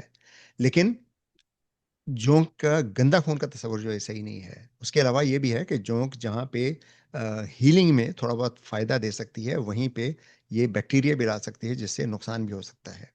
تو عام طور پر یعنی جونک کا استعمال جو ہے وہ صحیح نہیں ہے۔ آئی تھنک یہ جو کانسیپٹ ہے گندا خون کا، یہ میڈیول ٹائمز میں بھی تھا، فار ایگزامپل بالکل، یہ بلڈ لیٹنگ کی جو یو نو کیا کہتے ہیں ایگزیکٹلی، ایک رائٹ۔ پریکٹس تھی، پھر یہ آئی تھنک یہ ہمارے کلچر میں بھی حجامہ نام کی ایک پریکٹس ہے، وہ بھی یہی ہے، گندا خون بالکل، نکالنے والی۔ صحیح، صحیح۔ وہ ہجامہ تھوڑا سا کمپلیکس ٹاپک ہے، اور اس میں ایک ہوں، طرح سا ہمارے ہاں مذہبی ایلیمنٹ آ اس جاتا کو مذہب کا ایلیمنٹ ڈال ہے، دیا گیا ہے اس میں۔ تو ہجامہ میں مطلب جو ویٹ کپنگ ہے جس میں خون نکالا جاتا ہے، وہ تو بہت خطرناک ہے، اس لیے کہ اس میں انفیکشنز کا خطرہ بہت زیادہ ہوتا ہے اور اس میں بلڈ کلوٹنگ کا خطرہ بہت زیادہ ہوتا ہے۔ بہرحال جی، اگلے چلتے ہیں۔ اب یہ قاسم علی صاحب کا سوال ہے ایبٹ آباد سے، تو انہوں نے بہت سے سوالات بھیجے ہیں۔ یہ ہر فہم سائنس سیشن کے لیے سوال بھیجتے ہیں، جو بہت اچھی بات ہے، لیکن یہ ہے کہ ہم ایک سے زیادہ سوال کا جواب نہیں دے پائیں گے، کیونکہ وہ پھر دوسرے لوگوں کے ساتھ جو ہے وہ انفیئر ہوگا۔ تو ان کا ایک سوال ہے جو میں نے پک کیا ہوئی ہے کہ جین ایڈیٹنگ کیا ہے، اور جین کی ایڈیٹنگ میں مستقبل میں کیا سائنسدان اس قابل ہو جائیں گے کہ اس بیماریوں کو ختم کر سکیں۔ جینز ظاہر ہے وہ کوڈ ہے جس سے جس سے پروٹین بنتی ہیں، اور وہ پروٹین جو ہے وہ ہمارے جسم کے مختلف سٹرکچر بناتی ہیں۔ تو اگر کوئی جین میں ایسی میوٹیشن ہے جس سے کوئی غلط پروٹین بن رہی ہے، مثال کے طور پر سکل سیل انیمیا ایک ڈیزیز ہے جس میں ایک جینیاتی میوٹیشن کی وجہ سے جو ہیم پروٹین ہے جو خون کو سرخ کرتی ہے اور جس کی وجہ سے آکسیجن کی ترسیل ہوتی ہے، وہ پروٹین جو ہے وہ اس کا سٹرکچر صحیح نہیں بنتا، اس وجہ سے پھر سرخ خلیوں کا جو شیپ ہے، شکل ہے، وہ خراب ہو جاتی ہے۔ تو یہ جو پرابلم ہے وہ ایک میوٹیشن یعنی سنگل، جس کو سنپ کہتے ہیں، سنگل نیوکلیوٹائڈ پولیمورفزم، SMP، ایک واحد نیوکلیوٹائڈ کی تبدیلی کی وجہ سے ہوتا ہے۔ تو اس قسم کے جو بیماریاں ہیں، جینیاتی بیماریاں، انہیں ہم اب جین ایڈیٹنگ سے درست کر سکتے ہیں، لیکن یہ سمجھنا کہ ہم مستقبل میں یا مستقبل کم از کم مستقبل قریب میں تمام بیماریوں کو محض جین ایڈیٹنگ سے ختم کر دیں گے، تو یہ بالکل صحیح نہیں ہے۔ ایسی بیماریاں جو کسی جین میں سادہ میوٹیشن سے پیدا ہوتی ہیں، ان کے بارے میں یہ امکان ہے کہ ہم ایک جو ٹیکنالوجی ہے کرسپر Cas9، اس سے ہم شاید درست کر سکیں گے، کیونکہ کرسپر Cas9 جین کو ایڈٹ کرنے کا کام کر سکتا ہے۔ اس کے ذریعے ہم جین میں جو تبدیلیاں مقصود ہیں وہ کر سکتے ہیں۔ تو لیکن ہر بیماری کا علاج اس سے ممکن نہیں ہے. جیسے ایڈز یا وائرس، یہ جو HIV کی انفیکشن ہے، اس میں ہم کوشش کر رہے ہیں جین ایڈیٹنگ سے ڈیل کرنے کی، کہ وائرس جو ہے وہ از خود یعنی کم بیماری پیدا کرے، لیکن ابھی ایسا کوئی نہیں ہے کہ اس کا ہمیں کوئی علاج مل گیا ہے. اچھا جی، اگلے جو ان کے سوالات ہیں وہ ہم سکپ کریں گے، اور اب ہم جائیں گے اظہر شیخ صاحب کا سوال ہے حیدرآباد سے. ان کے بھی بہت سے سوالات ہیں، آ، تو ان کا بھی ہم صرف ایک سوال پک کریں گے. 14 سوال ان کے. اچھا سا سوال ہے ان کے، کہ مٹی جو ہے جراثیم کا خاتمہ کر دیتی ہے. تو ایسا نہیں ہے کہ مٹی جراثیم کا خاتمہ کر دیتی ہے. مٹی سے صرف یہ ہوتا ہے کہ جہاں کہیں اگر کسی چوٹ لگی ہے، تو وہ زخم، عام طور پہ جو مٹی لگاتے ہیں وہ زخم بعض اوقات جلدی مندمل ہو جاتا ہے کیونکہ خون کا بہاؤ رک جاتا ہے. لیکن مٹی میں بہت سے جراثیم ہوتے ہیں، اور مٹی از خود کسی جرم کو ختم نہیں کرتی. اچھا جی، آخری سوال اب ہے شہاب الدین صاحب کا، اور وہ سوال یہ ہے کہ کیا وائرس زندہ ہوتے ہیں؟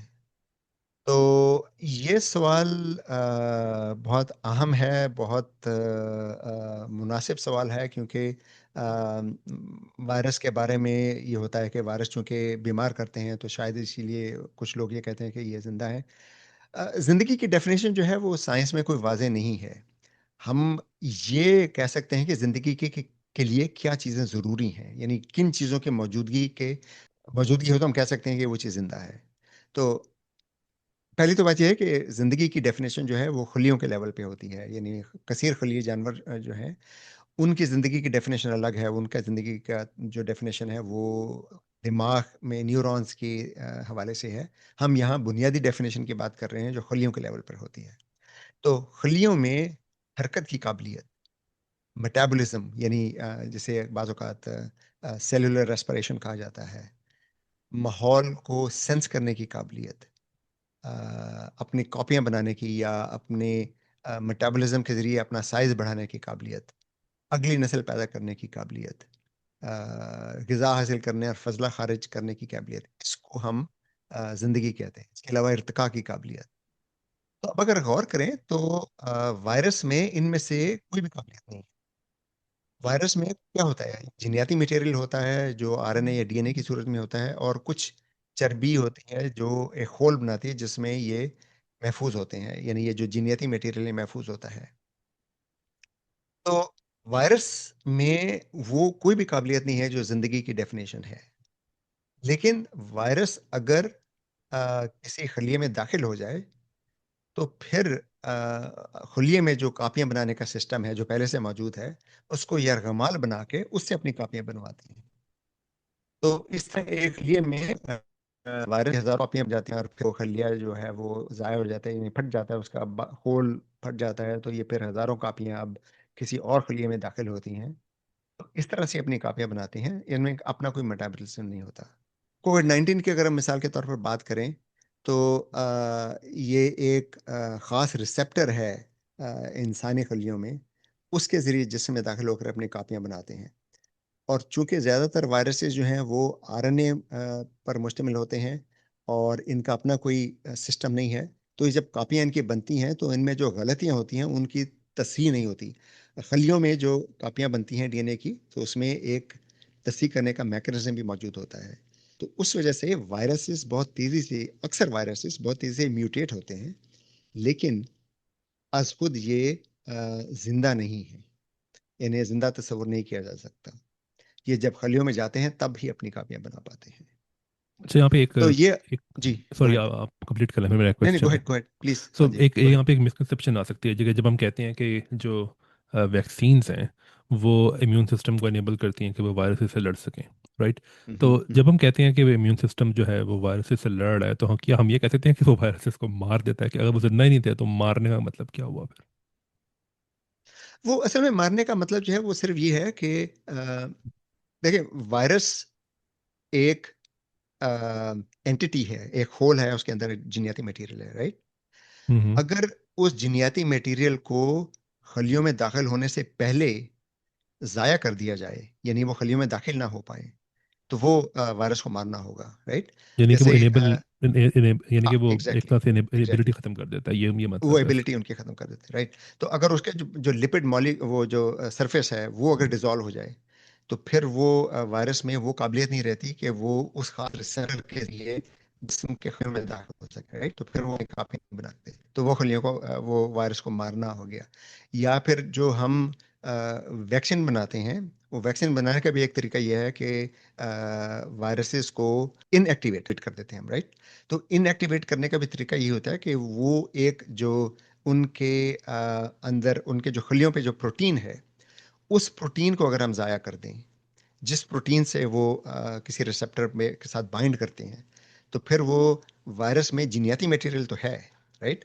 ہمارا جو امیون سسٹم ہے وہ جینیاتی میٹیریل کو ڈیٹیکٹ کر کے اس کے خلاف پھر اینٹی باڈیز تو بنا سکتا ہے. لیکن وہ وائرس اب چونکہ اس کے اوپر جو پروٹین تھی جو بائنڈ کرتی تھی ہمارے خلیوں کے ریسپٹر سے، وہ پروٹین اب ضائع ہو گئی، اس لیے وہ اب ہمیں انفیکٹ نہیں کر سکتی.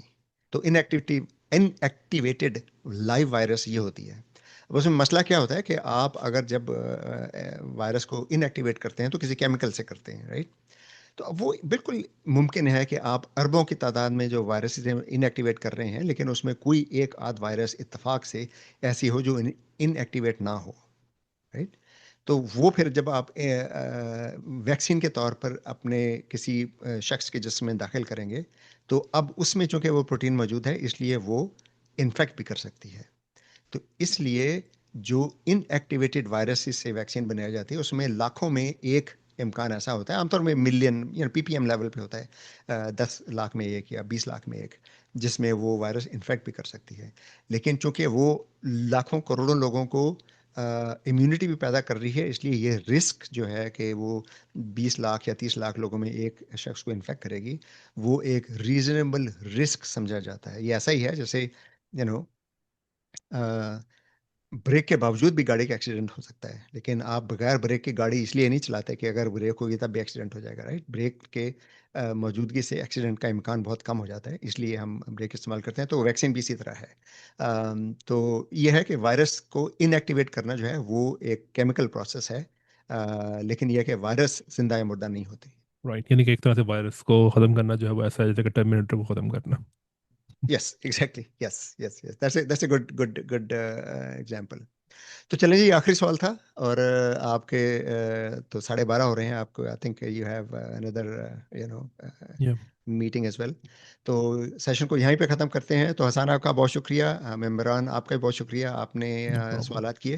تو انشاءاللہ اگلے ماہ فیمس سائنس سیریز میں دوبارہ آپ کی خدمت میں حاضر ہوں گے. بہت شکریہ.